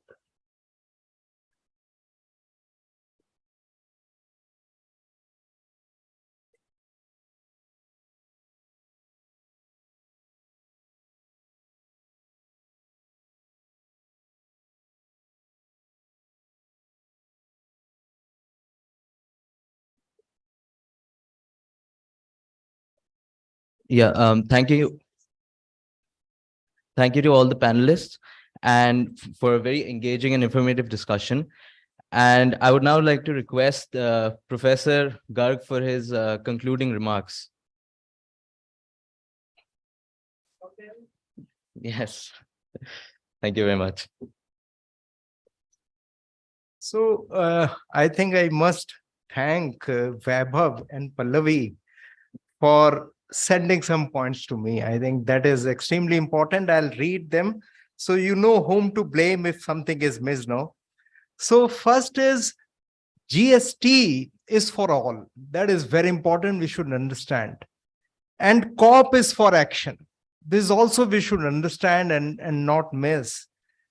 And GST is a performance appraisal of Paris. So that is also very interesting point. And then it's like parents know seeing the report card of the kid and saying, oh, you have failed in this, you have failed in this. How would you pass? So give tuition. In this case, there is no scope for tuition. No. So the kid has to study herself or himself and pass in the next round. So also it was noted that science is critical. Of course, science is critical. Science-based targets are critical. We have to reduce 42% of our present 2016 emissions by 2030. So that is a science. We just cannot say that, sorry, we failed. So there is no option per way. And I think which is coming out is finance. Money moves things. So if there is no finance, there are going to be problems. So we have to be very, very careful. And there are systems which are difficult to abate, which may be steel, cement, and then, of course, like agriculture and food systems, which I think the honorable speaker from UAE told that this is going to be one of the major point for them. Very interesting. And non-parting stakeholders their role is critical. No, we cannot just say they're also running. No, they are running with so many things which we must take care. Of course, it's like a changing goalpost because with IT coming, with so many reports coming, we know that we are lacking. So this is changing every day and we have to take cognizance. We cannot say that 2015 conditions pertain to today. They do not. So we have to be, and GST has to take cognizance of mitigation, adaptation, and other activities, including finance, technology transfer, capacity building. All these things have to be, it so happens that specific blocks are pushing for mitigation. Specific blocks are pushing for adaptation. So we have to have a balance. As I say, the sense of proportion is very important in any discussion. So we have to keep that in mind. Equity, CBDR, are critical. Of course, this is all like we are a developing country, will remain a developing country, that sort of, not that sort of thing. Every country has aspiration, everybody has aspiration. So we have to value those aspirations and see how GST can support those things. Civil society, as I say, is very critical. There are independent assessment, subnational government, as was noted down, city level governance. I will say that taluka, district level governance is very important, because finally the susceptible, most susceptible people are living in villages. So we have to be aware of that.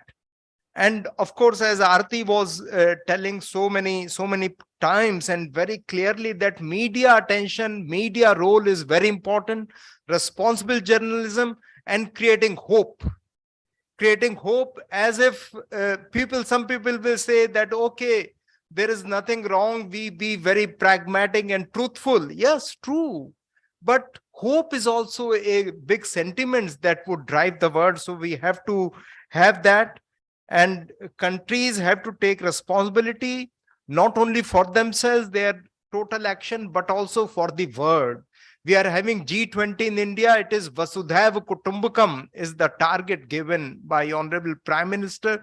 It means one world, one family, one future. So I think we have to think of those lines, and researchers need to be more practical, I would say, because sometimes researchers do modeling and say this is how it's supposed to be, and the world starts believing them that this is how it is going to be, which may be a little away from reality. So we have to be, and as I said, we have to say, we have to, even if it is 5% probability, hope is that 1.5% degree centigrade is still alive, is still possible. Less than 5%, my true assessment is that. But we have to say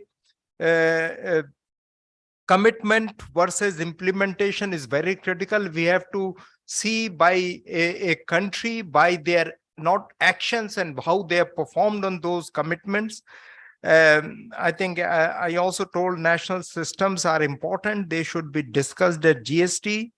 And India's presidency in both CEM and G20 is critical.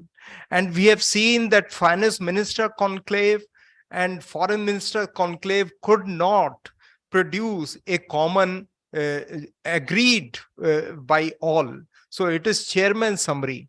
So I think we must be aware that political processes, they override and supersede many other discussions. So I think that will continue happening as long as the conflict is developing. Energy, carbon, they are all important, but I think before that, I think the war is important, and how do we agree with that? And international cooperation, as Anna said, is very critical. We have to, and it is, in my opinion, there is no one single size that would fit all, that this is for international cooperation template and would fit in climate change discussion. No, I think international cooperation is driven by national priorities. If we meet, if our goals meet, we are friends. If goals meet, we are not friends. So we have to be very critical. And the successful models in India, CDRI, ISA, I think they are very interesting and important. And I think the discussion around this whole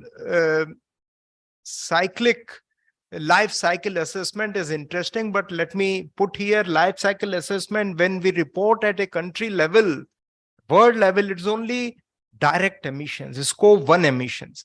So life cycle assessment are covered somewhere. So we should not worry about those too much. For industry, it may matter, but for the world, it is already captured.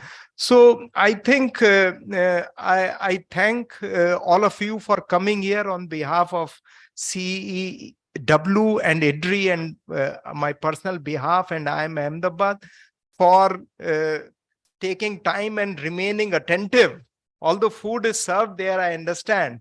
And the smell is very tempting, but thank you very much for remaining alive to the discussion. Thank you very much, Weber. Great. Thank you, Professor Garg. I wouldn't keep you waiting, but I really want to thank a lot of people. First of all, our collaborators from IIM Ahmedabad and IDRI.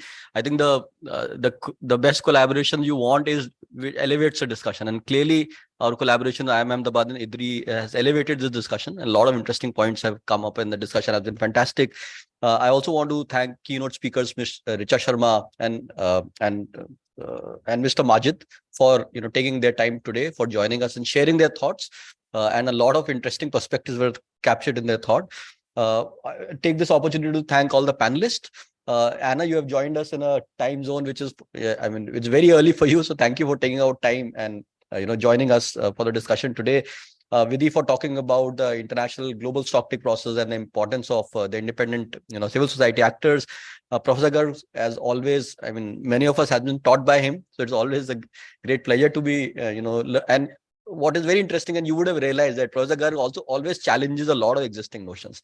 Of course, we have got great experience of that, but now you also have that experience that many things that many people say might not, it's not the final word. And so that is also something very, very interesting that came to our mind. Aarti, for bringing the media perspective and all the various aspects of it, both the narrative issue, the hope issue, and also the right communication. And that is very, very important in this whole climate debate as well as the GST process. So thank you for joining us today and bringing that perspective, Aarti. And finally, Koyal, you brought the perspective from the international philanthropic agencies, and also you talked about international cooperation, and the role of philanthropies in that international cooperation framework is also going to be very important. So thank you for joining us today and bringing that perspective. I think the moderation was excellent by Pallavi. So thank you, Pallavi, for moderating the discussion today. We have a negotiations team that tracks the COP specifically, and all the international negotiations, all the pre-2020 kind of work, that whole accountability thing that we're talking about, and we need to hold developed world accountable, is done by our negotiation and COP team. So thank you, Sumit and Jhalak, for all the work that you've put for this. I want to thank the low carbon pathways team, who have done a lot of work in arranging and managing this today. Finally, the outreach team, who have ensured that this goes seamlessly. So thank you so much, Richa, Chahat, and Zishan, for helping us with arranging with all of this. This is a great discussion today. With this, the lunch is served. I would request you all to join us for lunch and carry on the discussion through lunch. We'll continue to be connected on GST and many other climate-related discussions. Thank you again. Have a good day.